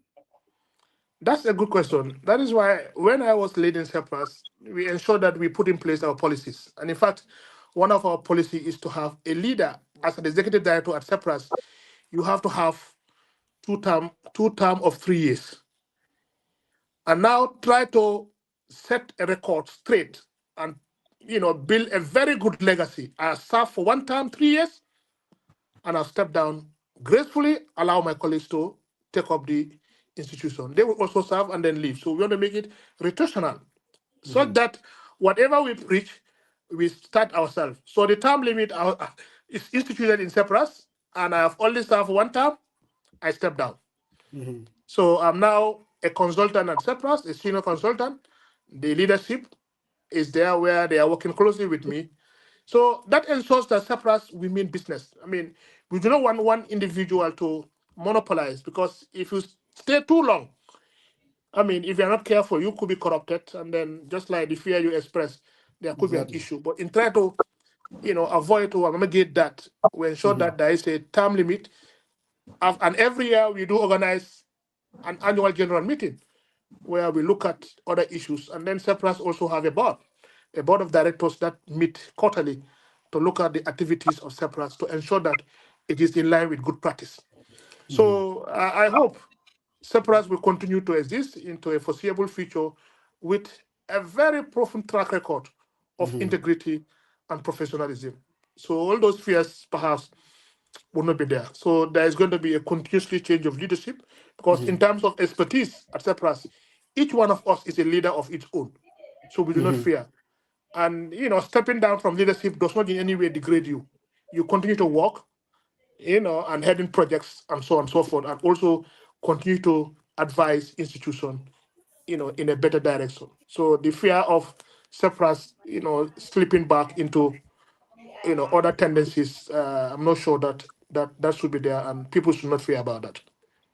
Thank you very much, Dampha. Pap Samba, maybe you can have the final words, and we can let Mr. Dampha go. Question, and Coach can do the last word, please. Coach, Banga, but you did ask you a question, Banga. Dampha. Yes. Dampha, according to your data, what percentage of the population is actually issue voter, and which percentage is hardcore just political party support? Data doesn't have that information. It doesn't. It's not there. I can answer that. But he answered that question, Banka. That's you guys. Now hold on. Let Dampha tell me that I have answered that question. Let Dampha tell me I don't have that information. You all calm down. Dampha. Thank you, Banka. What percentage of the population is actually you could call issue voter? To lawyer me on the platform. Which percentage is actually just blind party support base? Let me put it that way. No, we don't have that data. The question was not asked. That would be a difficult question to. Very impossible, actually.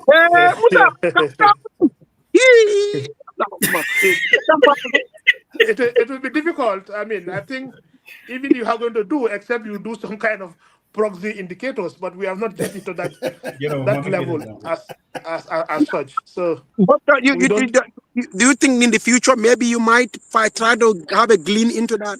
Yeah, we will look at that. I will also discuss with my experts and then see how whether we could have that in place. But for now, we don't have that in the data set that we have. Thank you. Coach Kanja. So let's do this sampling even here on the platform.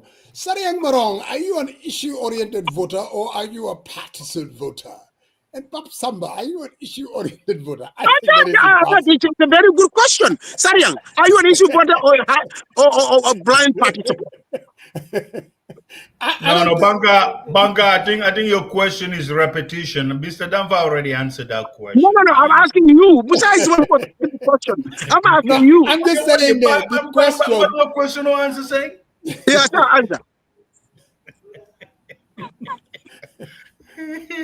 Baka, I believe that the question that you ask, I think very high majority of Gambians are like the political parties and will just support any candidate that their party put before them. That doesn't mean that you don't have also a good number of people who may be very choosy as to who they vote for. And I think this is why National Assembly elections, I believe, are mostly partisans who go and vote, where presidential you always have a higher number, where people who are more not necessarily aligned to a political party will be more inclined to go. Because of our National Assembly, it's not like we have these quality candidates all over the place that people jump and say, oh my God, Musa Jeng really key focus key is going to represent my. It's like, you know what? I am Doi puts Banka for Burfoot. I am supporting Doi. I'm supporting Banka. But Samba, I just want to add this though. On a serious note, it can only be tested if Sepass were to go out there and ask people on issues and say, hey, what's your take on FGM?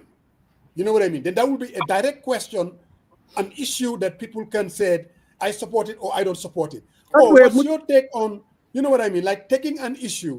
I'm glad you said that, because this FGM thing that you said, I don't know. Maybe have you guys conducted a poll on this FGM issue? No, I mean, although the United Nations Family Planning, the UNFPA were interested, CEPRASS doing the work around that. But Can you please do that? you know, I think this is very important. Really, I think it would be one of the most important polls.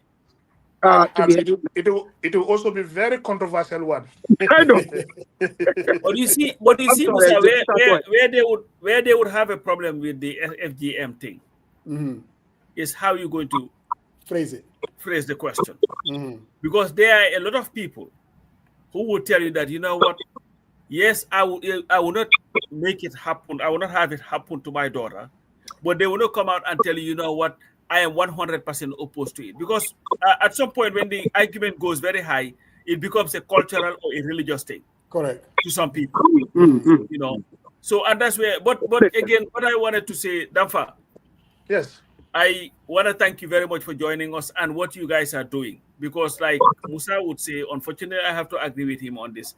This is a very important tool in our democratization process. I think we are still in the process. We have not gotten to where we want to be yet.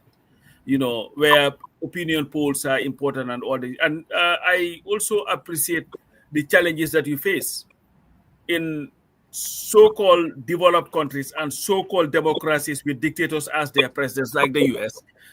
You will always have. It's easier to do that because of most people are allied to political parties. I'm a registered Democrat. I'm a registered Republican, and then you have the Musajens who will tell you I'm an independent, but they are Democrats anyway, and all that. But just wanted to thank you and thank you guys for what you're doing. The criticisms would come because definitely any poll that comes out, even here, you will always have that. The Republicans would dismiss it because it's not working for their candidate. If it is working for their candidate, they will be the first people to, it will be all over the place. But if you're dealing with the candidates themselves, where they come with the, what do they call it, for donations, then they will sell you. Oh, you know what? Don't listen to the polls. It is our information is that we are down by 2%, but we have to do this thing. They use it as an avenue to raise money. You will get the criticisms, and to all the political pundits out there, partisans, especially the UDP, because they're the ones who are focused on this. I would take Mr. Dabo's cue, at least what he said publicly. Yes. That is, you know what? I'm not going to dismiss it. I'm going to take this as a motivation to try to reach as many people as possible, to convince as many voters as possible, so that 2026 we can win. But don't just dismiss it and say, you know what, hey, don't listen to these people. We've seen the results of elections where people go with euphoria and come out 17%, 20-something percent, 3%, 2%, 1%. SFR thought he had it in the bag based on the number of people that were supporting his page. Yeah. Until the results hit him. So yeah, and we said it in our poll, 3%. Yep. Yeah. Again, Dampha, thank you very much. I mean, we will definitely bring you again when you come up with a new polling data. And we're looking forward to it. We cannot wait. No, we have to have a poll here. We'll finance it. And it will be the panelists here who is the likeliest to be elected president of the Gambia. Bobo is very easy. I think I will go for my Badibunga man. We have one president from Badibu. He might get a lot of votes, you know, because Sam is a very likable candidate, you know. I'll vote for him before I vote for you know who. Yeah. So to also add, Musa, there's been a talk. There's been a talk yesterday and say, hey man, why can't you just relinquish the U.S. citizenship and buy? I say, absolutely not. I'll work hard for this document. I'm not gonna give it up. My this is down, so I'm gonna log in from the other phone. Now this time you can accept it fully. Yeah, just Mr. Dampha, thank you very much. We appreciate your work. Keep it up. Just to add thing, at Sepass as well, we should also know that we are not only engaged in polling. You know, I mean, currently we are also working with Westminster Foundation on the course of politics with a gender perspective, and hopefully will be done by next month on that. So, I mean, host of issues, and this also helps us to align our OP on issues that people will be interested in, and hopefully, at least a better picture could be looked at. So generally, I just want to add that our respondents at each point in time were provided informed consent and a sort of anonymity and confidentiality throughout, and their participation in our OPs always we organized were voluntary. And enumerators were trained to maintain neutrality to avoid influencing responses, especially with politically sensitive, context. So, and just like I've said, no one research is perfect, and we admit some of the limitations as far as our polls are concerned. And even though it's a snapshot of voter sentiment, but the attitude of voters might shift closer to 2026 elections. So what is important is people should take our data seriously, and if they want more insights, we will be more than ever ready to provide them with information. So, and the methodology definitely is quite robust, and the sampling size is quite sufficient to make informed decisions. On that note, I thank you very much for the opportunity, and hope to see you again. Thank you. Thank you very much, Brother Dampha. Thank you very much. Of course, we are going to do our own analysis, like we always do. Not only the polling data, we've been in this game for a while, I think, Brother Marong. So the question that I want to float out there, looking at the polling data, looking at anecdotal information, how vulnerable is the incumbent? I mean, if any one of you could want to kind of analyze how vulnerable is President Barrow to be defeated come 2026? And yeah, let me just leave it at that. This is what I want to say, Musa. Yes, sir.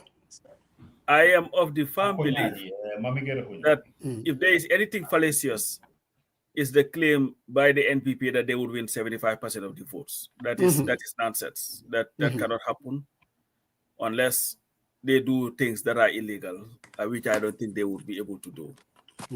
But I believe that Adama Barrow is very vulnerable. I don't believe he is as popular, because I believe that if you go by the election results of last year and just do an analysis of it, you would realize that a lot of people voted for Adama Barrow not because of they wanted him, but they voted for him. There was the lesser of two evils voting system. That's what I want to believe. That and we saw people were saying it openly. If I vote for Halifa Saleh, I'm giving my vote to Usainu, or if I vote for Halifa Saleh, I'm giving my vote to Barrow or whatever. And then, of course, he got votes of people who necessarily would not have voted for him, or they were not voting for him based on anything that he was bringing to the table. It's just, I would rather him than the other guy. But his challenge would only be if there is a viable coalition. Because naturally our politics is binary, to borrow from Musajeng's word of yesteryears. All right? So if you have a viable coalition of political parties, Barrow would lose. If you have a fractured opposition, Barrow would win. And he's not going to win based on merit.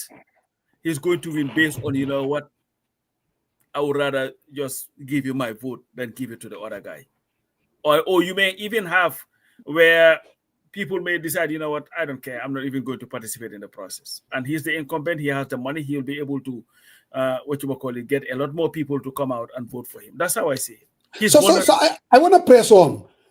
Like looking at the data, it says 60% said they will not vote for Barrow. Why do you think Gambians are saying that? Because if you listen to Barrow, we got infrastructure. Gambia, clearly, if you're looking at the climate, the political climate, our democracy compared to where we were 20 years ago, there is peace and people are seeing new roads, whether it's in the greater Banjul area or in the provinces. Why would Gambians be out there saying 60% potentially will not vote for him? How do you kind of rationalize that? Is that for me or for... Yes, you. Of course, again, coming back to the thing about Barrow, but if you look at that same data, it's telling you that he could possibly win the elections. Yeah. I think the only time that Talib has a chance, based on the data, if I remember very well, of winning is if he were to have a coalition. First, mano a mano with Barrow and other candidates running, he's going to lose. So that brings this whole thing. Barrow is not popular, Musa. There is something that has happened to Barrow. First, a lot of people feel the hopelessness in the country. There are a lot of people who believe that they are suffering, Chono Gangfa, and all this. People believe that. Right. He's building roads. He's doing a lot of things. Now, and even the peace, there is also another thing that also is affecting people. When you talk to people, I may not be on the ground like Banker, but we also talk to people. This is the WhatsApp age. You talk to people every day. All right? Who also telling you, you know what, the security of the country. You know, so because of even one person is killed, you hear a whole talk about lack of security in the country. And I believe too, Musa, there are a very good number of Gambians who just believe that Barrow is not capable. Yeah. You would even talk to people who support him. Right. Who will tell you that. So to me, I think it's an oxymoron sometimes when you look at all these things.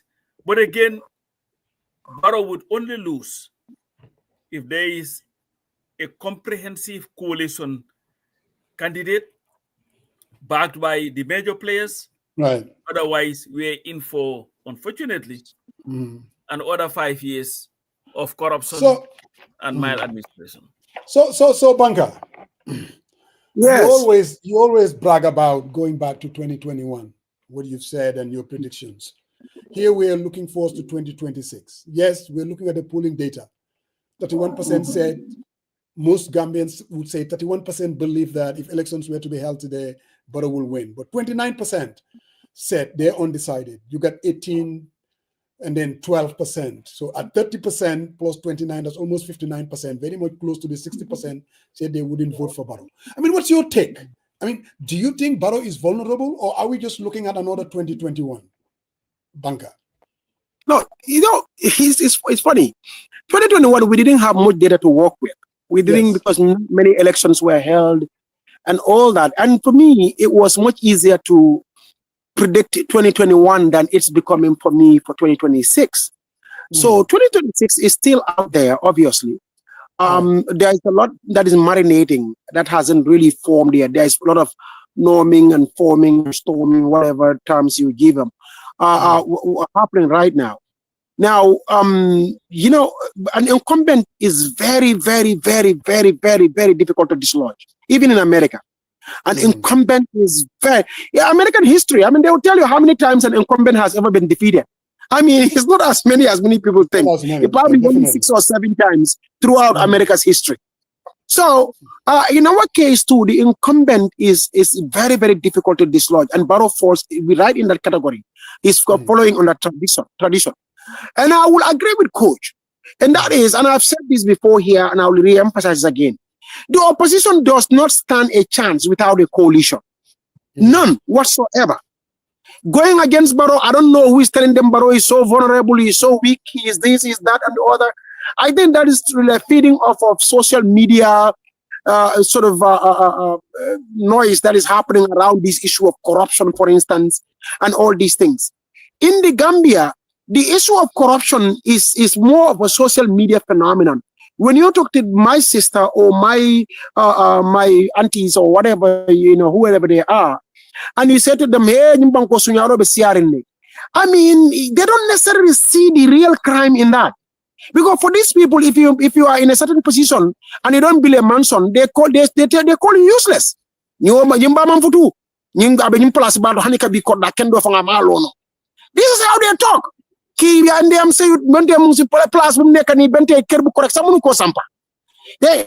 this is their logic. So when you are in a certain position, especially a minister or whatever, sample of kerbo profit bobronu, manson bobronu, you're useless. This is their mentality. So they don't necessarily see corruption the way it is, or the social media crowd sees it. It doesn't register the way the people, how outraged folks are, all of us are. They don't necessarily see. And for me, that was the first sort of frustration I felt in the Gambia. That when I talk about, hey, but corruption is they look at me like, most of the places, they really question my whole notion of what corruption really is. And I think the issue of corruption can be reframed in a particular language that they will understand. And I will talk about that on another show. Maybe that's when it will click. But for now, though, what I'm trying to say is, as it relates to who who is going to win and who's going to lose, Barrow is in a very, very formidable position right now. Now, when I say this, all the guys in the opposition, they all go up in arms. Hey, here you go. Barrow is a Barrow agent. Barrow. Yes, fine. That's okay. Call me names, whatever. But Barrow is very, very, very, very, very, very, very strong as an incumbent this time around because he has a record to run on. And that record is that people are seeing corruption has to be proven. In other words, people have to literally see it and know it, and most of the time it's on a hunch, and sometimes it's on a rumor. So it's not established in a court of law. It's not like documents are out there to show. Okay, see this happen. So Bunker. Yeah. So let me land. No. But let me land on this issue. Then you can ask me a question. I want to land. Then you can ask me. Be like, so my chain of thought then called break, and I want to really land on an issue here. But so as a lawyer, you should be able to channel because you guys, you see, every election cycle we go through this. When I'm discussing these things, I get interrupted. I cannot land. I cannot discuss. All right. Why can't you go ahead and ask? Because I got a follow-up question. There's a point I'm trying to make, Padamos. What you are doing is you have to have the patience for me. How am I? You guys, he said it's easier maybe for you to explain yourself and then land. Man, I have to pull all the strings, all the loose ends, and then tie them. So when I land, I feel like, okay, I've made my point. But the thing was, they trusted me like this in the conversation. Do what they want to land with that punch, that ooh. No, but okay, go ahead, ask me the question. Ask me. The phase of this interview, Moy, I am asking the questions and I'm going to interject. No, but you have to finish. You want that you ask the question, then go by Mulan, then you can ask a follow-up question. No, man. Let me just allow me. Because you are going in the weeds. So Musa is because if you don't like what somebody is saying, then you get into this filibustering scheme. But go ahead. You did. Yeah, go ahead, Padamos. Go ahead, ask me. I want to come back to the data. And also you said something about corruption and how Gambian, the culture, how we embrace it. But I'm not going to answer that because you haven't landed on it. So I'm not going to answer whatever question about that. Yes. No, the problem is. Okay, go ahead. The problem is, this is what you do. You don't debate in good faith. You take these things as a debate, and then you don't debate in good faith. So allow my land. Essentially, something is just lingering out there, a point, and then it hasn't finished yet. And then you're asking me a follow-up question on it. So I'm going to say, this guy, and then we'll get into this back and forth on it. Because I haven't landed, the audience don't even understand what I'm saying. No. So, Legi, my mama land and then ask me a question. Can you do that for me? Okay. Do you promise? I want to ask you. I want to also ask you a question. No. But okay, I'm gonna even. Legi, I'm not gonna. You guys go ahead and ask your question to my answer. No. Well, go ahead and ask. No. Go ahead and ask. No, Sarian. But just allow me. No, go ahead, Father Moose. Banka, Lanal before no, go ahead and ask your question. Go ahead. None of corruption, the issue of corruption, the money, Gambians corruption, this, that, and other. What were you asking? Go ahead. You've even interfered with my train of thought. Now you forgot your question. You said, looking at everything that Barrow has done, all right, whether it's in terms of infrastructure, the climate demand created, him being an incumbent. There were two polling that were done. The one was Afrobarometer. Gambians said 70%. Gambia is heading in the wrong direction. And here we have another additional polling that just came out. Everything that you have said, but somehow Gambians are disagreeing, saying they will not even vote for the man. How do you reconcile that? What Gambians are saying when it comes to the Afrobarometer polling bee, and what you are basically saying, that him being an incumbent and everything that he has done, that he has this thing in the bag. How do you reconcile that? Very good. I haven't landed, but I will answer that question just for the heck of it. You see, again, you are translating that into a vote. That's what you are doing, and that's one big mistake you are making. In fact, a fatal one for that matter. What you have essentially done is, you have taken this, the Gambians saying we are not heading in the right direction, or we are heading in the wrong direction, however you frame it, 70%. And then the other one came out with this other polling here, where Barrow is still winning, even in this poll, but forget that, I'm not even going to go there. So you are taking that to mean, oh, because 70% said this, or 69, whatever, you know, you give me a number, whatever. And then you are saying that since that's the case, then that is not going to translate into the actual real votes. I'm trying to tell you that's the fatal mistake you are making, and that's the fatal mistake you guys keep making. So I don't listen to what Gambians are saying. I'm listening to what they are not saying. And I've always said this, and I've said this over and over again. Gambians don't vote for, they vote against. That's what they do. So you have to literally take these 2 points that I have made so far, and then now start to make your deductions based on the direction I'm about to go with this. Okay? So if you have a follow-up question, you can ask. Otherwise, I can go ahead and land. Land, please. Do you have a follow-up question? No. Okay. Okay, so no. Ask you a question, Banka. Okay, go ahead. So Banka, you said something that is very, very striking. You said you don't go with what Gambians are saying. You go with what Gambians are not saying. Yes. Yes. Can you enlighten us with what the viewers? Okay. You see, Musa understands this very well when I say it. I'm not sure that's why he's laughing. Because I've had case after case after case where I give him examples of this situation. And he saw it eventually for what it was. And I'll give an example. Since you asked the direct question, you don't have to go. No, I'm giving you an example, so that will. No, my example will explain it. My example will explain it to you. Will answer your question. It's Cesarian. You guys gotta allow me to answer these questions now. Answer it now. Answer it now. We're running against okay, time. one time. Well, hey, Allah Akbar. Back in what year was it? Was it 2017? Was it 2017, right? I don't even know which one you're talking about. 2017. Okay, you don't know which one. Okay, now. Okay, all right. It's okay. That is fine. Barrow had an interview. This was about Adama Barrow, actually. Barrow did an interview with a Senegalese TV station, I think, if I remember well. Was it a TV station? The guy who came from Senegal. It was a TV guy. Yeah, that was 2017, yeah. 2017, very good. And then he asked Barrow whether he was going to run. No, whether he was going to go beyond the 3 years, sorry. Whether he was going to go beyond the 3 years. Yeah, I believe that's how something like that. Yes. Yes, that being a And then Barrow said, that one, I think he said something to the effect that Gambians will decide that. Something along those lines. Then I turned to Musa, I said, Father Musa, he said, yeah. I said, Barrow is going to, these 3 years, Barrow is going to be there for 5 years. And after the 5 years, he's going to run.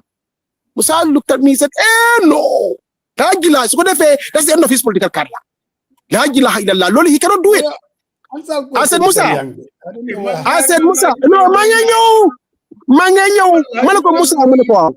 Manako Barrow did not. Now listen, Father. I said, Musa, I wasn't listening to what Barrow is saying. I'm listening to what he is not saying. Manako, this question is a straightforward question. It's as simple as that. After the 3 years, are you going to step down or not? If somebody is going to actually step down, they will straight up say, yes, 3 years was the agreement. After the 3 years, I'm going to step down. Direct, because that was the agreement. Boom, case closed. Manako, but the fact that he didn't answer that, he didn't say that. He just basically put the question to Gambians who decide. What the Gambians are not saying.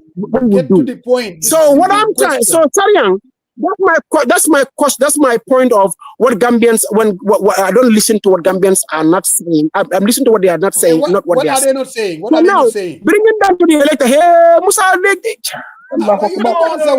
listen, problem. I said this earlier. No, because the audience is being cheated here. I said this earlier.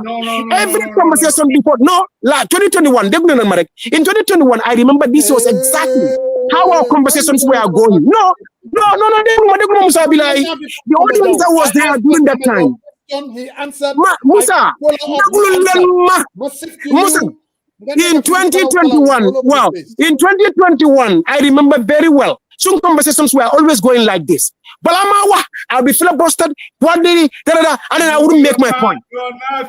So I'm repeating the same thing, and I came up to the right. So we are very good. Musa used to tell me that. Musa used to tell me you are not answering the question. What I'm trying to tell you guys is, Kuneka has their way of answering a question. You guys, I know you two. There's a reason why coach is sitting there quiet. You two are the ones badgering me. You are the one. You are treating me like a hostile witness because you don't like what I'm saying. What I'm trying to tell you, no, because you are filibustering. I cannot say anything when you are filibustering. Listen to me very carefully. I was trying to answer your question. And then you are basically just going all around town trying to stop me from answering the question. So by now, but no, you wouldn't allow it to happen because you don't like what I'm saying. You haven't even answered my question. I cannot because how can I when I'm being interrupted at every turn? That's all you need to do. Wow.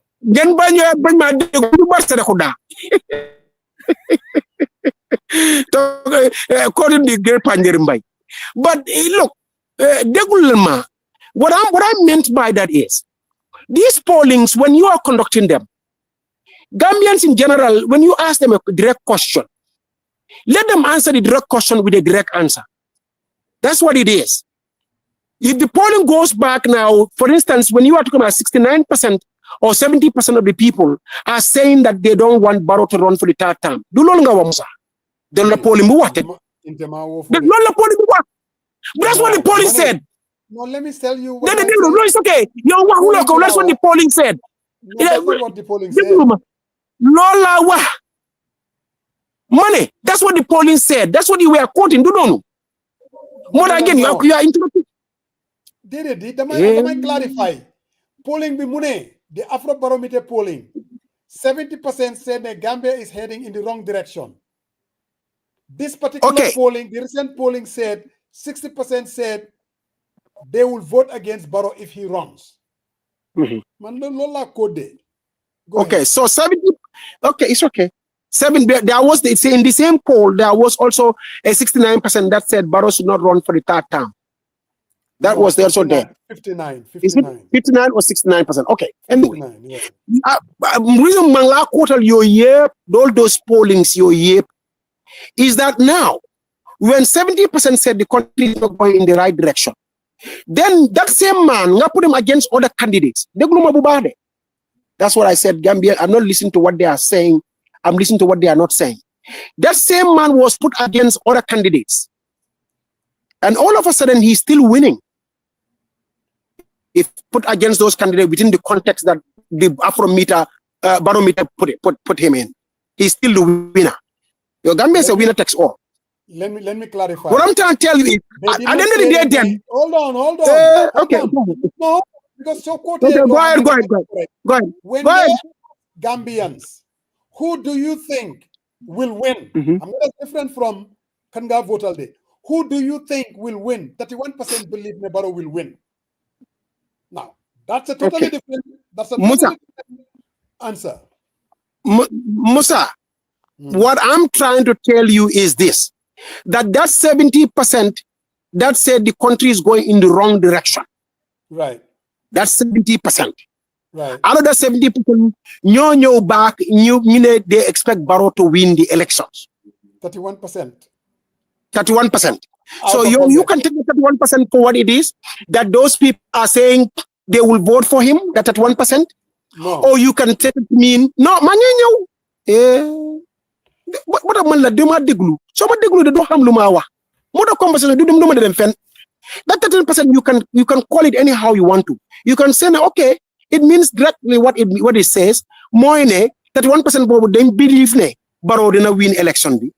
Or that 1% bobu no ñom they feel ne there is enough votes among them ñom maybe including themselves who will vote for Barrow and they believe that Barrow will win. Or that 31% they are all going to vote for Barrow, so that's why they are counted as that 1%. It could mean any of those things. Now, what I'm trying to tell you is the numbers here and the numbers there don't align. There's a misalignment of the numbers. So that's what I meant by when I'm not listening to what they are saying, I'm listening to what they are not saying. Because all of a sudden, 70% are saying the country is not going in the right direction. 31% Barrow put against other candidates are saying Barrow is going to win. That not let them. So what does that tell you? So now at the end of the day, that still shows that Barrow still is an electable candidate and it still shows that he can win this election. To what degree? Maybe that's what we are debating about. And under what circumstance then can he lose?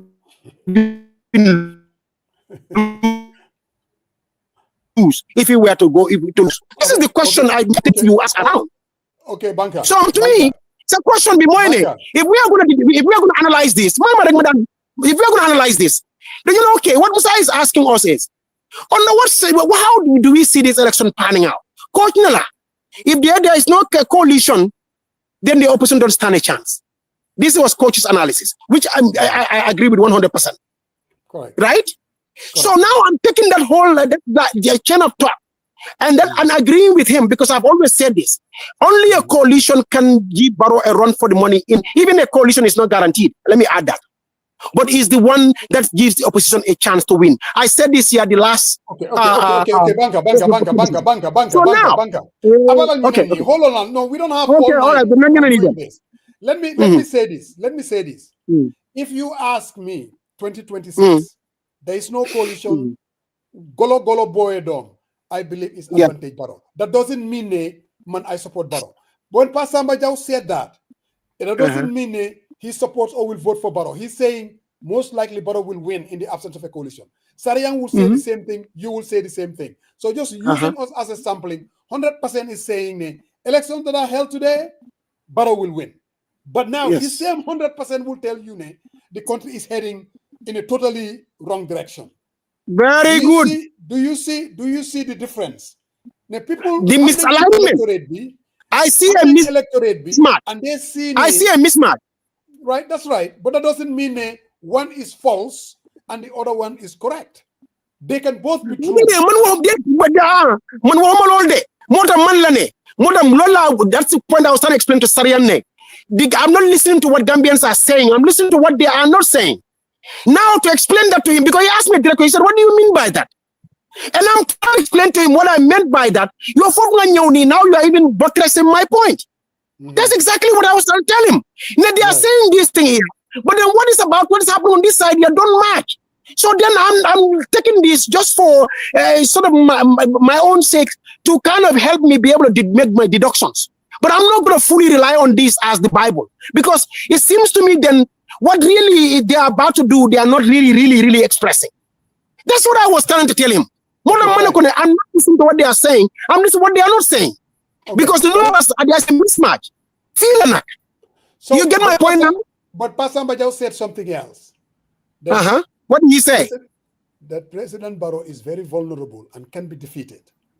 And when I came from the Gambia, I also made that comment here.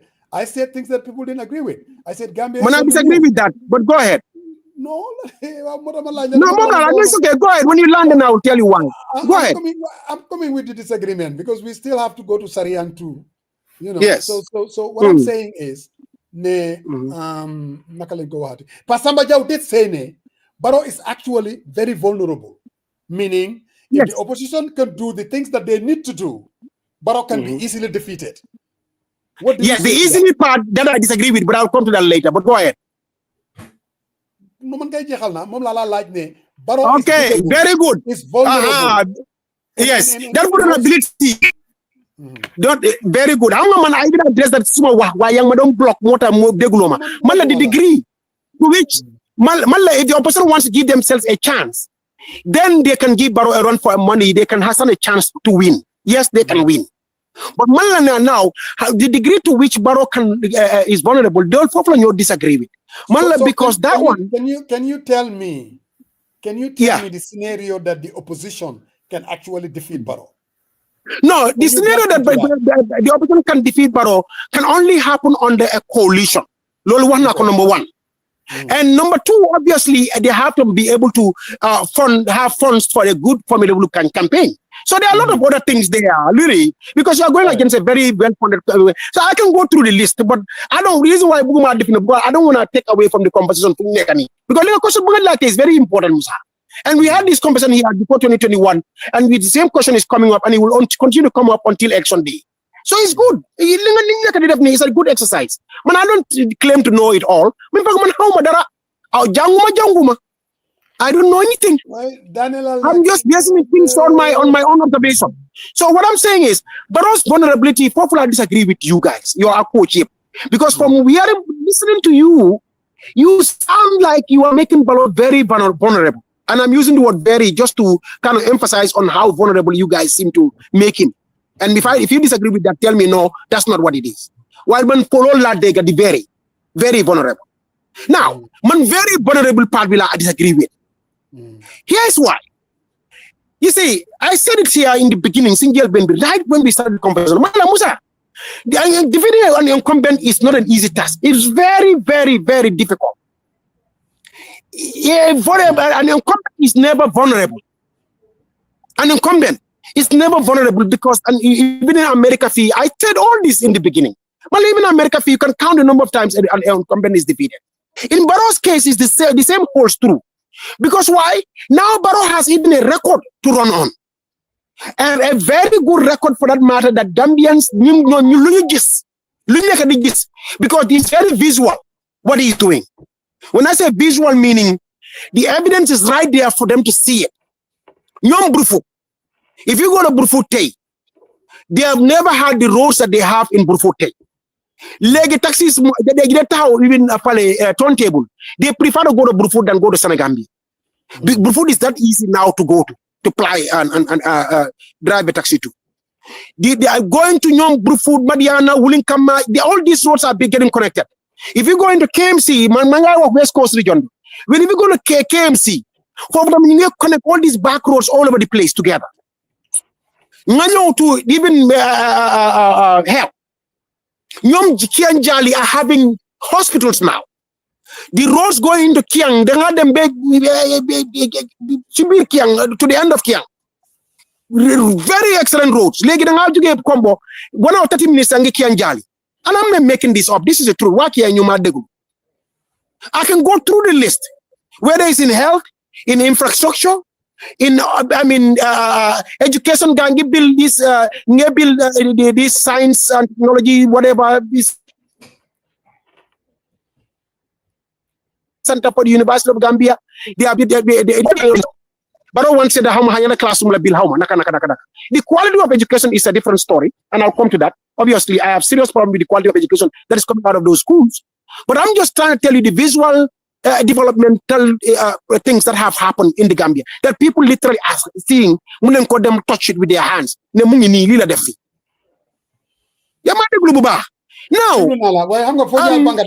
look at the because we don't have all night. We no, almost okay. What the summary is? The summary is okay. Banka. Summarize it. You've been going on. The summary is to the layman in the Gambia, to the person who didn't really, let me put it this way, did not go to school, doesn't really fully understand the issue of corruption, especially in the way, the language and the way we couch it to them when we explain it. For those people, these visual developments are the ones that really carry the day. And so in the end, what would be so called ñun tok nañ fi ñaata generations mus ñu am tali bale mo ñu indi tali ñun ñaata generations amuñ courant bari mo ñu baro mo ñu indi courant ñun ñaata generations amuñ li baro mo ñu ko indil, and then this is how they are talking. And in that regard, when voting time comes, yes, Musa Jeng who maybe is breaking down the issues in his own sophisticated way, will go there and say, no. How am I say they can lie voter?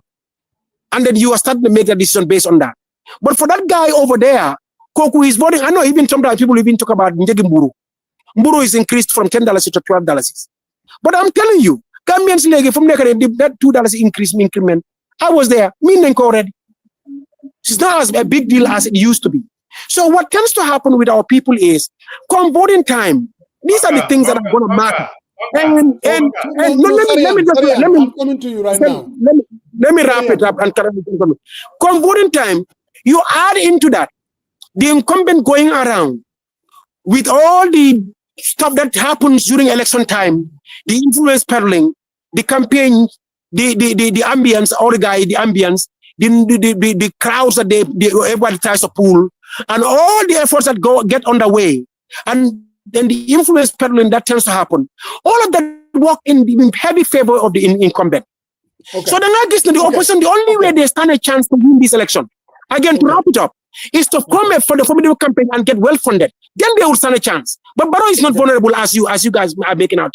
Basically, with all the good things that you have said, you're saying that if the opposition can come together at one block, Barrow can be defeated. So that means that he's vulnerable. Yes, the possibility is there for them. Yeah. So, Brother Maron, we all listen to Banka, even when he makes this insinuation about corruption. We all know that basically almost over 50%, 60% of the voters are going to be these young people. And young people, if you talk to them, we all see about Gala. Everybody is talking about corruption. Whether it's true or not, people believe that there is an appearance of corruption, that there is a culture of corruption, and that the government is not committed to that. And people believe that Barrow is vulnerable when it comes to corruption, fairly or unfairly. There is a reason why when you listen to the Mansakunda, they came and they kind of took that head on, because there is a perception that the country is corrupt and the government is not committed to that corruption. So, Sariang, can you kind of delve into the vulnerability of Barrow come 2026? And what do you think that the opposition needs to do to defeat Barrow come 2026, Brother Maron? Because I know your antenna is way up there. What do you? No, Musa, here is the dynamics that are playing out, and I listen to my good friend Banka make his argument, and I think there's a lot of semantics in what he's saying. At one time he says, yes, the price of bread went up, but it's not a big deal. It's a big deal, and I think you highlighted something that is very key here, which is corruption. And everywhere you go, people feel that, the hope is being taken away from them. And despite all these roads that are built up, but the same people that Banka alluded that they're celebrating these roads are the same people during rainy season. If the waters are not going through the drainage system, their roads are flooded, are staying complaining. So you can see the flip side of it. I get what he's trying to say, but I think somehow dismissing the notion that, somehow, everything is rosy. I mean, if you're saying that somehow a coalition can defeat, what do you think their message should be predicated on? Is it the challenges that folks are facing? And if you juxtapose that with what your argument is, there is holes all over the place, because I think one thing stand up is where Gambians are in 2021 and where they are is different. One, I want to highlight that. And let's not also forget that there are young folks who were not eligible to vote in 2021 and they're eligible to vote today.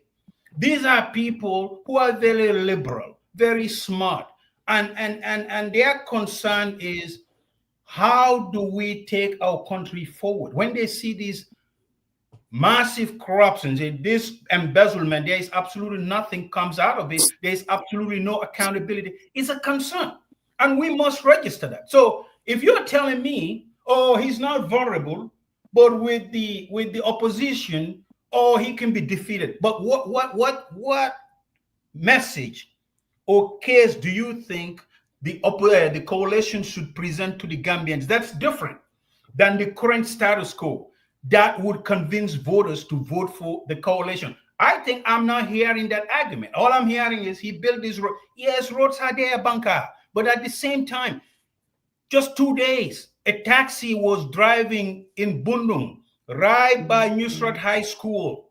The fence fell on them because the area is depleted. It runs through the foundation, and there was a safety issue. People feel that their backs are against the wall. They need to be inspired. They need to be assured that better days for Gambia is ahead of us. Elections is about the future, not the past. And I think if they could make that argument, they could make that argument. I think there is a chance. There is a chance to defeat him. And I think wholeheartedly, he's vulnerable. He's vulnerable. Why would someone, if he has an agenda, why couldn't he talk about his infrastructure? Why couldn't he convince Gambians that he did so and so and so? But all they do is petty talks, tribal sentiments, and none of that. So I think that's where we are telegraphing. Yes, the roads are good, but at the same time, the roads are flooded, Banka. You know that. Even in your area, there was flooding out there. It impacts people's life and their well-being. So we cannot just set that aside and say, oh, somehow, okay, it's all good but now with a coalition. But what is the message? What is the message that is different from current than what the coalition should present? I get it, but let's be consistent. He is vulnerable because absolutely people feel helpless. Gambians, despite what the truth of the matter is, you call people, they are feeling helpless, and this country, you and I that fought for, you part of the struggle, Musaja and the coach pass somebody. I think that's where our argument is stemming from. You highlighted at the program here that Nawek during rainy season is horrible.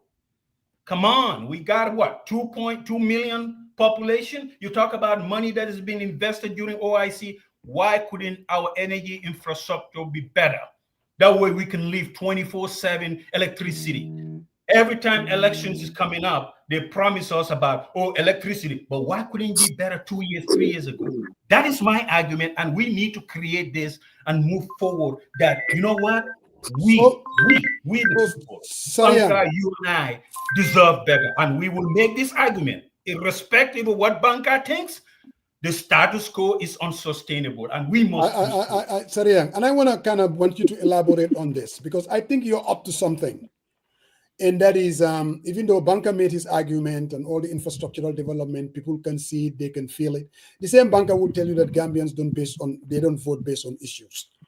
And here we are, the same Banka is basically telling us that if the opposition, they can put their act together and hold on and form a coalition. This has become an endowment of Banka. Hold on, bro. Adal Malaki question. I was with you for almost 45 minutes.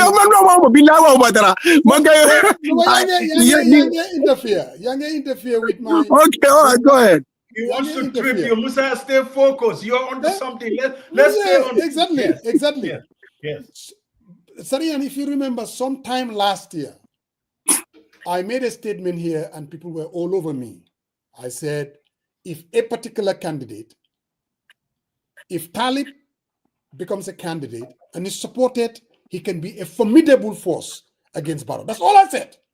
I think it's Taliban, blah, blah, blah, blah, blah. Now, here we are, very close to the elections. Sarian, you were in Seattle. You're still in Seattle. There is a debate going on within the United Democratic Party. There is a talk, the polling data from CEPRASS, basically saying if Talib Bensouda were to be a candidate and form a coalition around certain people, Barrow can be defeated.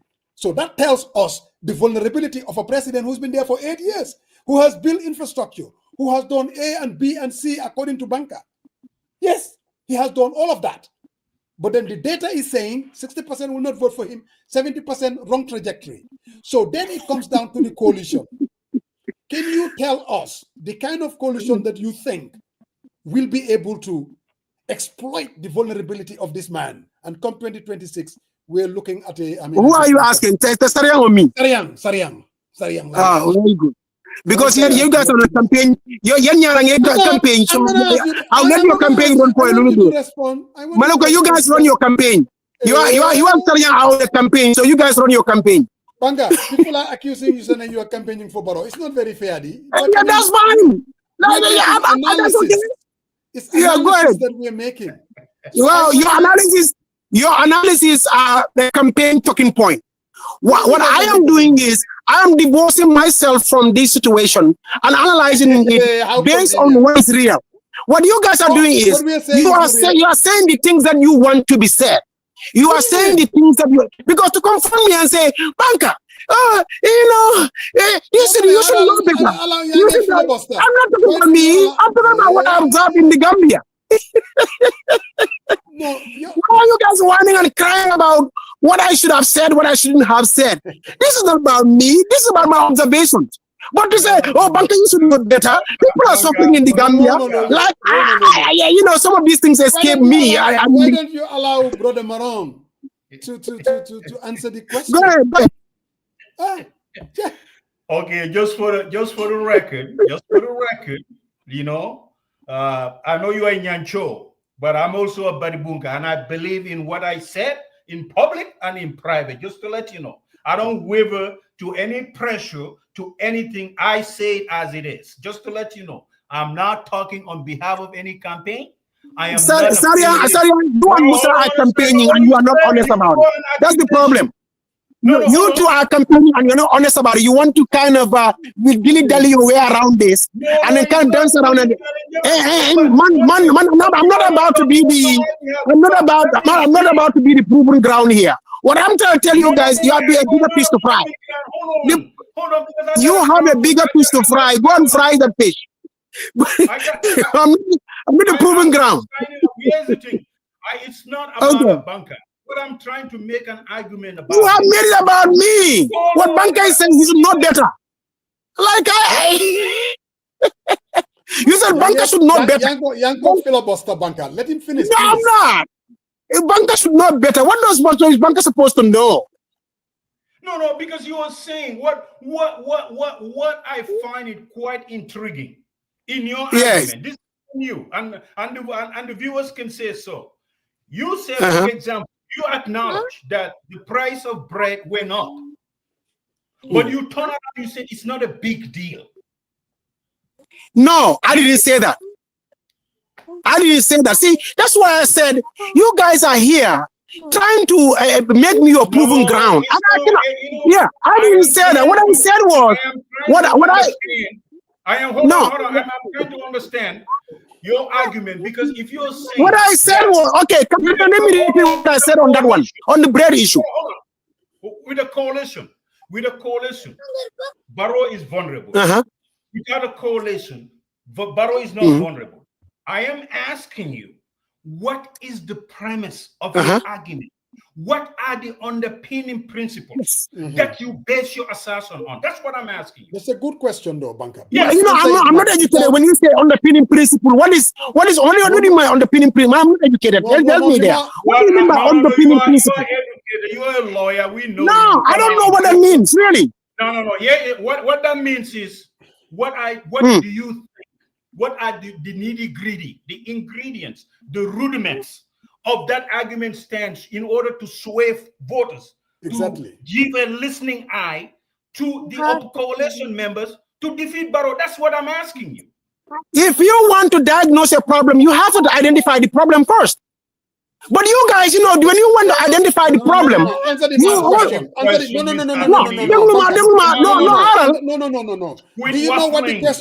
Do you know what the question is? You guys, you have hold on, Banker. Sarian's question, Moine. You agreed. You guys are not serious. Hold on. With a coalition, Barrow will be defeated. Without a coalition, Barrow will win. So, Munela, what's the underpinning? What are the issues? Like, why is that in a coalition? I just discussed the issues, but mom, the price of bread, they're going to increase $12, but that's not a big deal. I said to the Gambian, you're partnering, most Gambians partnering Lulu from Nekani. No lawa. Answer the question. What is the question? The question is, if the opposition form a coalition, then Barrow can be defeated. But without a coalition, Barrow will win. So, Mom, Yes. explain you. Why do you think in a coalition, the issues that you lamented will not matter, but I will lose? You know, all the things that you said, Kiang Jali, all the infrastructural development, people will see all that. No, because how Musa, you should be smarter than that. The fact that when you analyze an election, it, there are a lot of moving parts. No, because that's not a smart question at all. When you're analyzing an election, there are a lot of moving parts, a lot.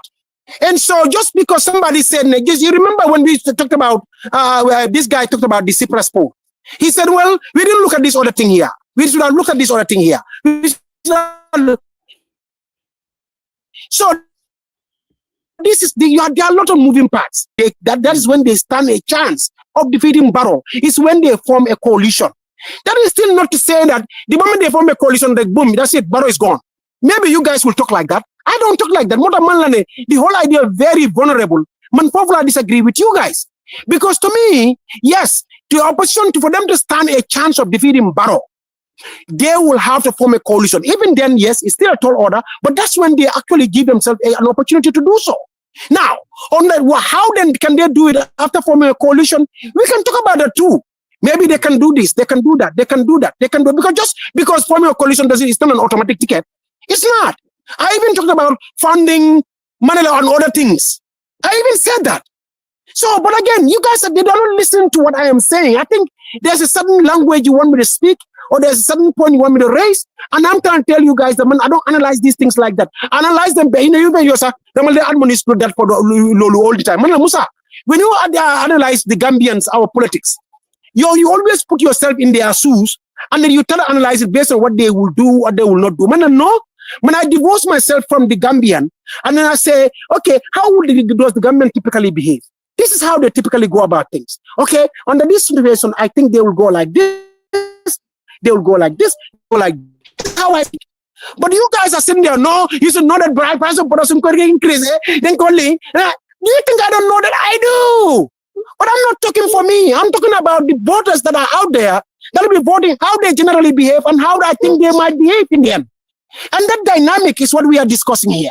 Not to say little, but to scold me. Like I should have said that the price of, because they increased price of Mburu, that is a big election issue and people are going to vote based on that. No, I'm going to tell you that price of Mburu don't go to $12. There was outrage all over the place. But by the time on my leave, that noise had died down, people had moved on. Motamala is nothing, it's like not a big deal anymore. That's what I mean by not a big deal. I wasn't saying to me that's not a big deal. I'm saying to the typical Gambian, that is a non-issue now. They have moved on from that. So if you had to ask them to vote today, there's a possibility. If you had to ask them to vote today or even in 2026, they might not vote because, then you can price on Mburu to $12. So Harald, now vote against Barrow. I'm trying to tell you, most likely the typical Gambian is not going to act like that. No, price of Mburu is just the symptom. What they're saying is basically the standard of living in the country. Ko call on Fini, whether Malama call Nit or Pasamba call Mbokami, Nyep de Nyami, Bari Gambia League Gambia the Famiti. I mean, that's just the general talk. Man, I live among them. Yes. So they will all tell you that. When we go to Gambia vacation, I mean, we see it also. Okay. Definitely, even with your dollars, there are challenges. Yeah. So when Sariyang is talking about the price of bread, argue the price of Musa, bread. In Brikama. Okay, Musa, let me give you an example. In Brikama, and you can ask any Gambian. So there may be $75. Not Brikama. No, I know Brikama is like the big town, and it's a big West Coast place. I mean, the numbers are there. What am I use Brikama as an example? Brikama, so there may be $75 is to the market. Punjana Jin. Jen Lalawade. And this is the iBoy, nice, decent sized, small, decent sized iBoy. You for a family of 4, maybe Munanyo even get 7, 8 of them for $75 or even more. Because let me attack me. So, I'm a listen problem. Until when you diagnose our situation really for what it is, then you guys will be making the wrong diagnosis. Man, I'm trying to tell you the reality. That doesn't still mean the opposition, when they form a coalition, they cannot win. How they should couch even the language is what I'm coming to. What issues? How do they advocate for these issues? In what way should they speak to the Gambians? Because all of that, I see very massive fault in all that. How they even present these things. You know, when it comes to the issue of corruption, you know, Musa, you know what word I would use instead if I were campaigning? You know what word I use? Yeah, I'm listening. For a Gambian, the word corruption doesn't click because they don't know what it means. It has a lot of meanings to it that they cannot explain. You know, for a typical Suma sister, Suma Magbujigen, you know, Suma ko explain Hamut. You know what the Gambian understands? You break the corruption down to one of the elements, more than the bribery element. They understand that bone duko, it can be dukumuto or duko. Dukukan. When you use the word duko, then they get offended. Because, you know, for them, in the word duko is where they see the elements of even criminal activity. Yeah, dukule. And even Mayo, if we have an issue, then people, they clicks, they get that. Well, most Gambians, I think most of them, they see that when you say corruption, is in it. Public officials. But the word corruption itself, so the corruption is English. Obviously, it's English. No, they don't use the word. No, most when because the word corruption. Yeah, exactly. Now you are coming to my point. No. You are beginning to understand where I'm going. What I'm trying to tell you is, that's just to show you an example of how these dynamics, how better do you. You're gonna talk to no. Yeah, exactly. That's fine. If you want to use Lubal in whatever, but what I'm trying to tell you is the language they understand. That's the language you speak to them. And you couch it and frame it in the way they understand. So you lose them. You think you are making inroads, but you are not going anywhere. Now, what I'm trying to say, I'm giving you just an example. What I'm trying to tell you is that, so if you want to accuse somebody of corruption and there is an element of duku amna for agyodan, you like the Gambian be there on Jena Gilly than Nanako, near being corrupt, they are engaged in corruption. The Gambian government the corruption. They don't know what they're talking about. What is corruption? So what I'm trying to say is that the opposition, when they form a coalition, and then they form a formidable coalition for that matter, and then they have the funding, and then they do their campaign the right way, yes, they will stand a chance. But that still doesn't mean that Barrow is very vulnerable. Mananga, that's why he's very vulnerable part like that. Because to me, under any circumstance, he's not very vulnerable. Understanding that? So now you are beginning to. So, yeah, it's okay. It's okay. No, because man wreck my wa for now because man ma want to clarify because I'm the one it seems who is on trial here. You are are you on another program? Yeah. Sorry. Samba, are you on another program? No, of course, no. If coach wants to talk, he can talk. Because no, Mangi, no, it's okay. I will. Why? Huh? Why, Musa? Quite now, but I'm just making a point. That's on them. No, Mangi, Lumare kai moy bank his living fine so ame 70.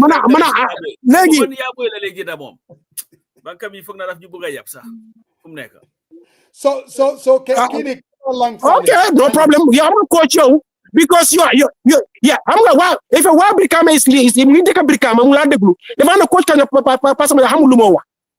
I billahi wallahi tallahi. I will tell you that right now. Because you know what? I'm going to call Birkama. I'm going to call somebody in Birkama. Billahi wallahi. Call Birkama nyana Nigeria la agyo ndebe next show. I want you coach Pasamaja when you deal with back here. This was my finding. Why Birkama right now will tell you know what? Coach Hamulumowa. Because more than Banga, what was the point that you were making? The voter be in the Gambia. So you are advocating for the voter in the Gambia. And yet the things you are saying don't connect with their reality. They don't take you seriously. No more problem. If you want to talk about the Gambian, advocate kineka on the ground, then talk about the reality on the ground. He knows it. In other words, man, someone took a man in Gambia day. So you bought $1,000 seats in Marsabisa. You don't talk a super kanya. A guy, lady in Bruford is sitting there listening to me. They found a banker. Who the hell is what city is she talking about? Because she wouldn't even understand. Because depending on the family size, if that woman comes with a family of 4, my co-worker, she's going to dismiss me. And Gambian, the family size now has reduced a lot. Traveling be most carrying a degani. It's not like there's a crowd there. Even carry one of the saddest things I've seen is even Kerbu Maxa, Kuneka Nyamson own elephant. Then they toggles and bopa. So the big family that used to exist. Yeah. This is the reality on the ground. Man popular deka. I know what I'm telling you guys. You must only go fine. Make me look like I'm a Barrow supporter. Fine. But the Gambian listen to me in Brikama. A family of 3. So, like you're trying to say, how much do you think? Even a 4 or 5. Let's say family of 4 in a month. Yes. 30 days. Yes. The past. Yes. Money, the whole thing. How much are we looking at? Because you get on the breakdown. Okay, so Sakumalo. Okay, Sakumalo. Ngatek. Sakumalo be different. I'm not getting them 2,600, 2,500, 2,000. They fluctuate, so I don't even know ni Sakumalo Palaneka because it's one of those.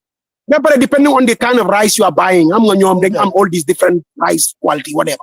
Okay, so the like is 1,900, sir. I'm the 2,100, 2,200, 205, but 3,000. I'm the Malogina Serno, depending on the quality. Fine. So the man why working the Sakumalo, not tech. I don't know how economic regular. Ngagenda said the bidong divlin $2,000. Not tech. 2,000. So 500. Hold on, So 4,000. No, Yes. I'm going to 4,000. Yes, we are coming. Well, we are coming. Okay. So I'm sorting out get a little tech. You better do the floor like what the guy yellow. I'm not Sakumalo ugly. But I'm giving you a scenario where somebody does that. Yeah. Lord, now you're talking about 4,000 plus. Okay? Now, if you live in Brikama, I can assure you, show them with even $250 to $300 to Marseille every day. Family. So 200 times 30. No. Let's even do 300 times 30. That's 9,000. That's 9,000. Okay. Yes. Mm-hmm. Yes. So 9,000. Let's do the other. Coach, Musa. 9,000. We take 4,000. Musa Nangad. 9,000. I will go to them 4,500 or 5,000. I'm writing it down. Yes. So now I'll 9,000 leggy. No, how about Genbi? No, people I want it 300 be Genbi for play. No, okay, that's 13. $300 in the Panslawa. Yes. Wow, okay. So now add it to that 5,000. How much 4,000 or 5,000, whatever it is. We both choose like that. That's 13,500.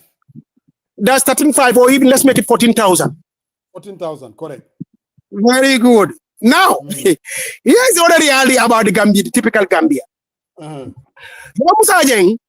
are paying you $5,000 a month. Please, you're about to say, don't say that.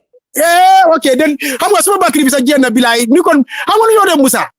And next show, be like, I know. Subanya phones be like, all right, like. How many of them for the most? Next show, no, next show. No, next week. Next week. Coming from. No, Mangenyo, how many of them? To do justice to this topic. How many of them? Hold on. No, coach. What are we going to do? Musaje, you know people in the Gambia? Yes. Call them. Okay? Man, I'll call. I will tell them voice note. Brikama. No, my Brikama yes. Could only take up Gambia. Okay, you know what? I'm be less expensive. There is a reason why I'm saying that. You use Brikama as an example. For a family of 4. There. For a family of 4, okay, come. For a family of 4, Musa, call our sister, Amijang.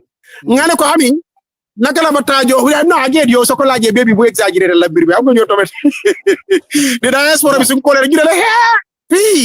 So you want to $20,000 to do shorty. So, but I know how that can go. Maybe lol more some problem because man fala deka. I didn't know these realities before I went to live in the Gambia. To be honest. I'm not Marcel Tabede. What about describe no Brikama, but I remember next week. So, what I want us to do is next week they're going to revisit this topic. Before we close down though. Before we close. Now you're a voice note. Aha, Kolaji. Banka. I know just them obviously we're having almost $14,000. The average police officer they're making 6,000, 7,000.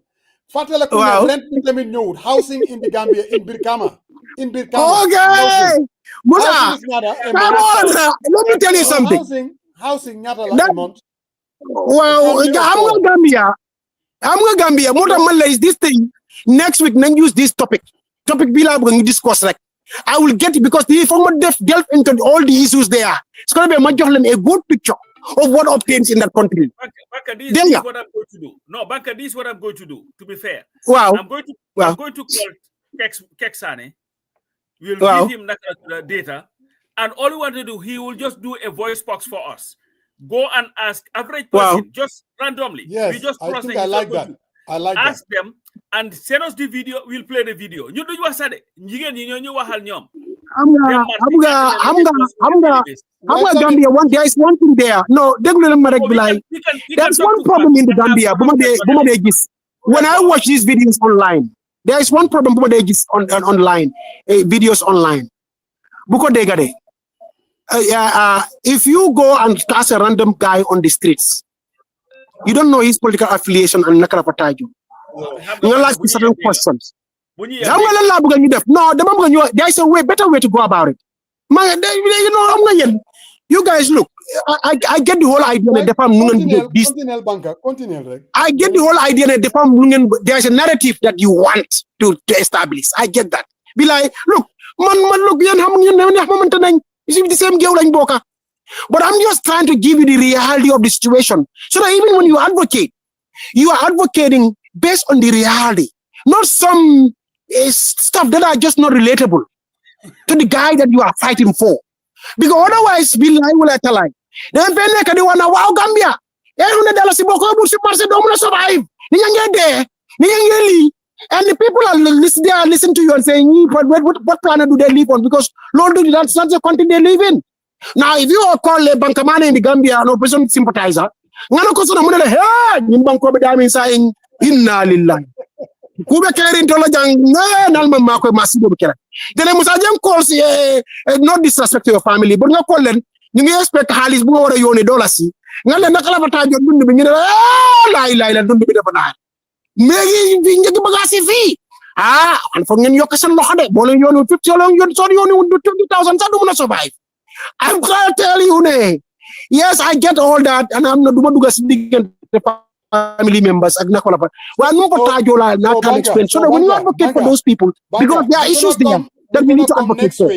But there's a way we need to go about it and based on reality. So we're going to come next week. What's your conclusion that you are heading, Moine? Yes. Things are not, hold on, things are not as bad as we're painting it.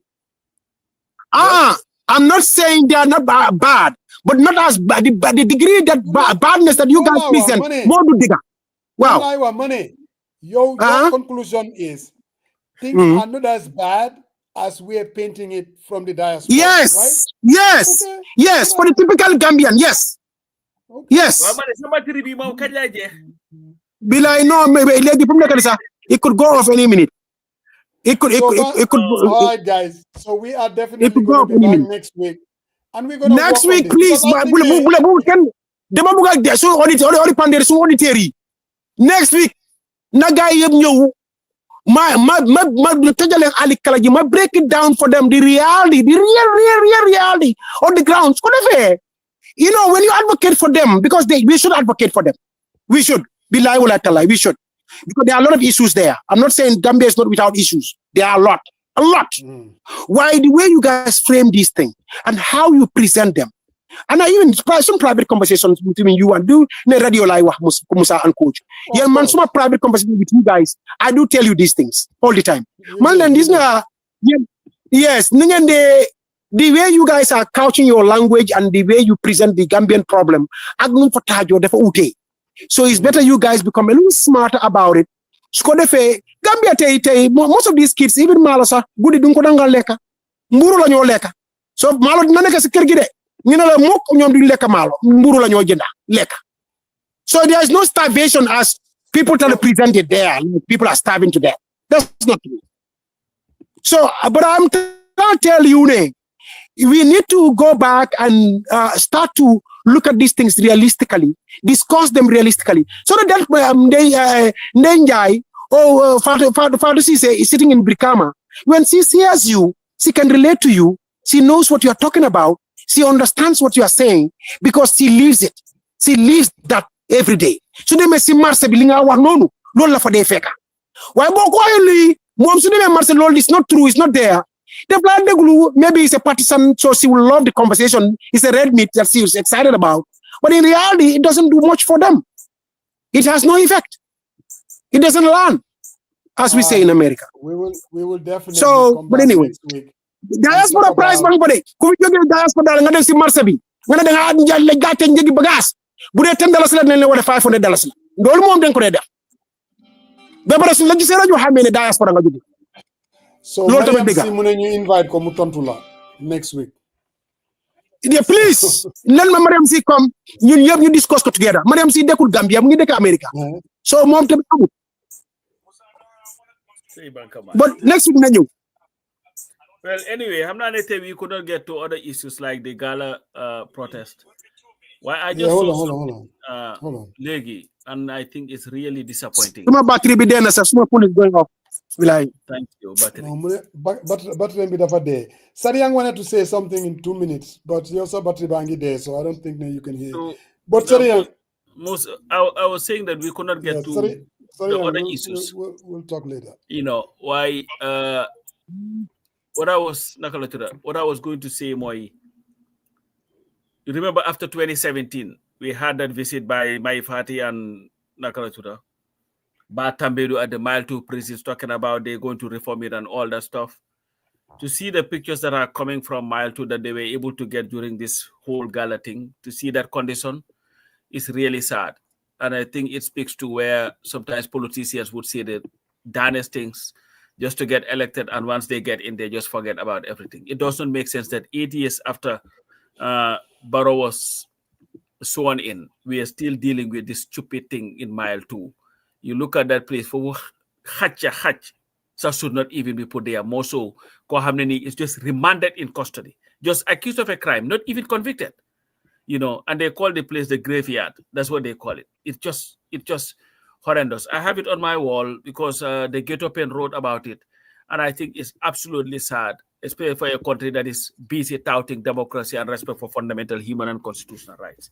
It's just utter nonsense, definitely. But anyway. Yeah, I hope they do something with Mile 2. They will never do something about it. And all these politicians went to Mile 2.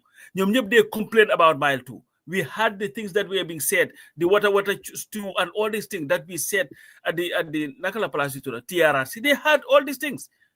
Barrow did not go there, of course, so he may not care. But everybody else went there. The Usainus, the Halifax, the OJs, the Ahmad Bas, and all these people went to these things. They saw the pictures. But you are comfortable to have your fellow citizen to lie in that state? Somebody who is accused of a crime, not even convicted? That's animalistic.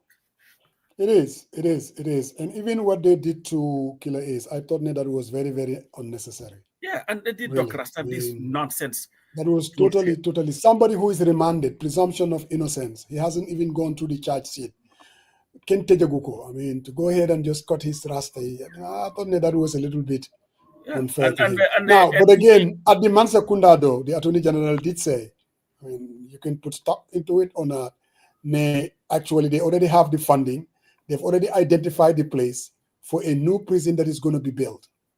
He did say that. I don't know whether you heard him say that. I heard him say that, but they've been saying that forever. What even Musa, all I'm saying money, even to fake any amount funding to build a new one, they could have cleaned up the mess. Definitely. And funding would have been easily available. They are not interested in it unless they be. And you know what? I hope they all end up going to jail in that prison at some point because of their corruptions and the things that they do. Maybe that's the only way that our African politicians something needs to be done. I don't think it's fair to build. I don't even think that I can survive that. I can survive mile 2 for 24 hours. Because it's not their parents, their families that are being when they come out, it looks like they went through hell. And most of them, if you have health issues, doko they survive. So I don't think that's what prison is supposed to be. How many people died? April 16 incident. How many of them died? Yeah, definitely. Look at what Usainu was like when he came out of jail. Oh my God! Can't even see them, and they were just there for 6 months, I think. Yes. Can you imagine? And do you know how many people are there who are remanded and have not been able to go to court? You know, it's just crazy. That's it. Yeah, I think that there is definitely they need to do something. No, people will find it funny, and that's the selfishness of Gambians, because it does not affect you, it does not affect your family, it does not affect. So it's okay. Man, I've never been to a jail in the Gambia. Can say I may end up there. I don't care. But what I'm saying, Moine, you have to have human decency. That's what human rights is. Human decency.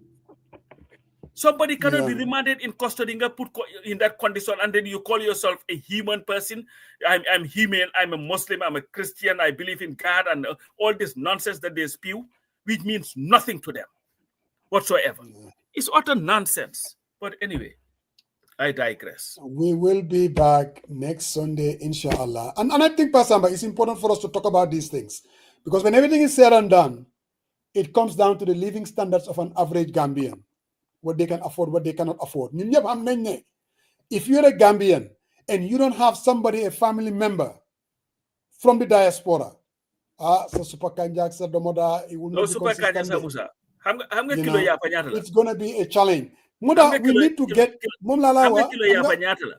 It's about $450.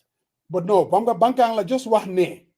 And this is where we need to. No, this is where we need to interrogate some of these numbers, because so the $250 mungo ko yobu marse funduga.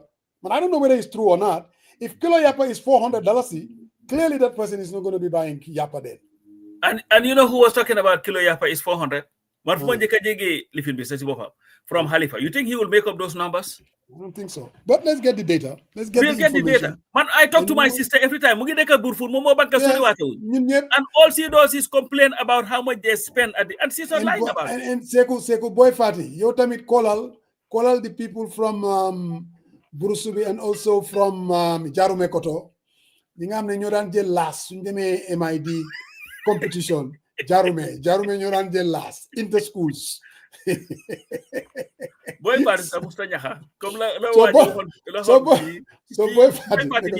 know that he had never ran in his life. We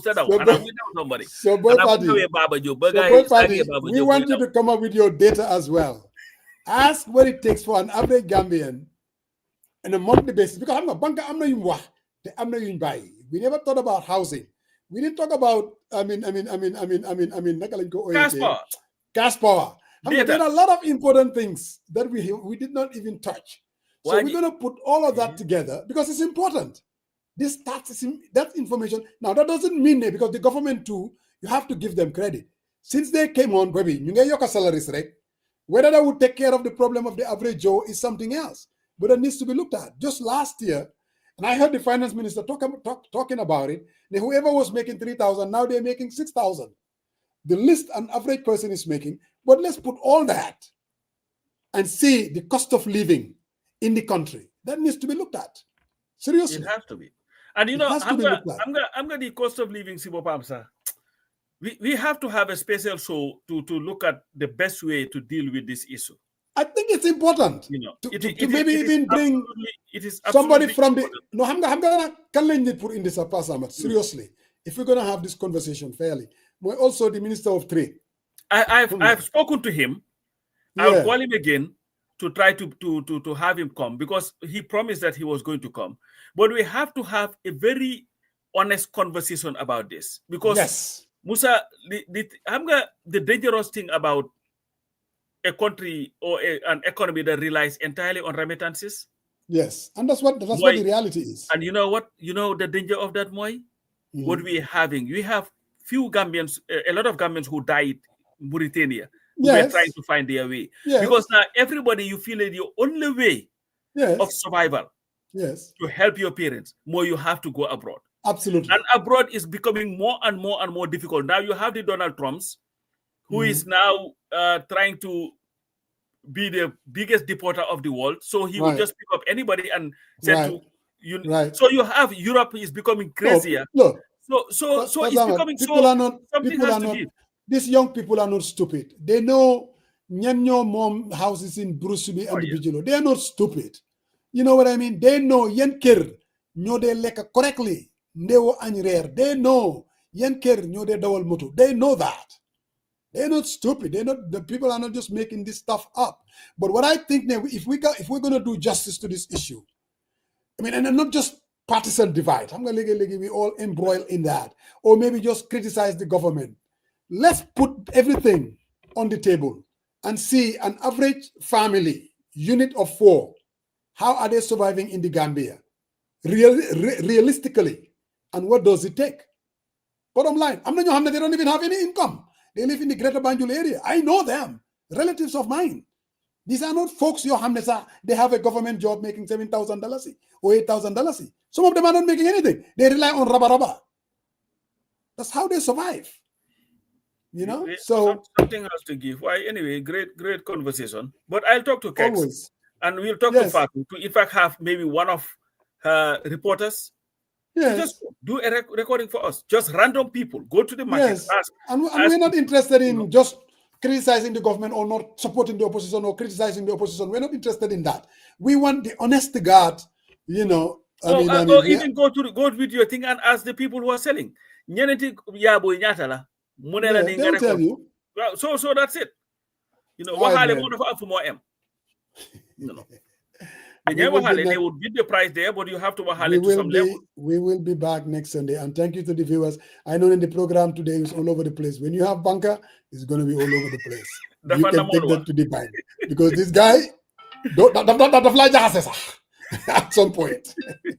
All right, man. All right, guys. Later.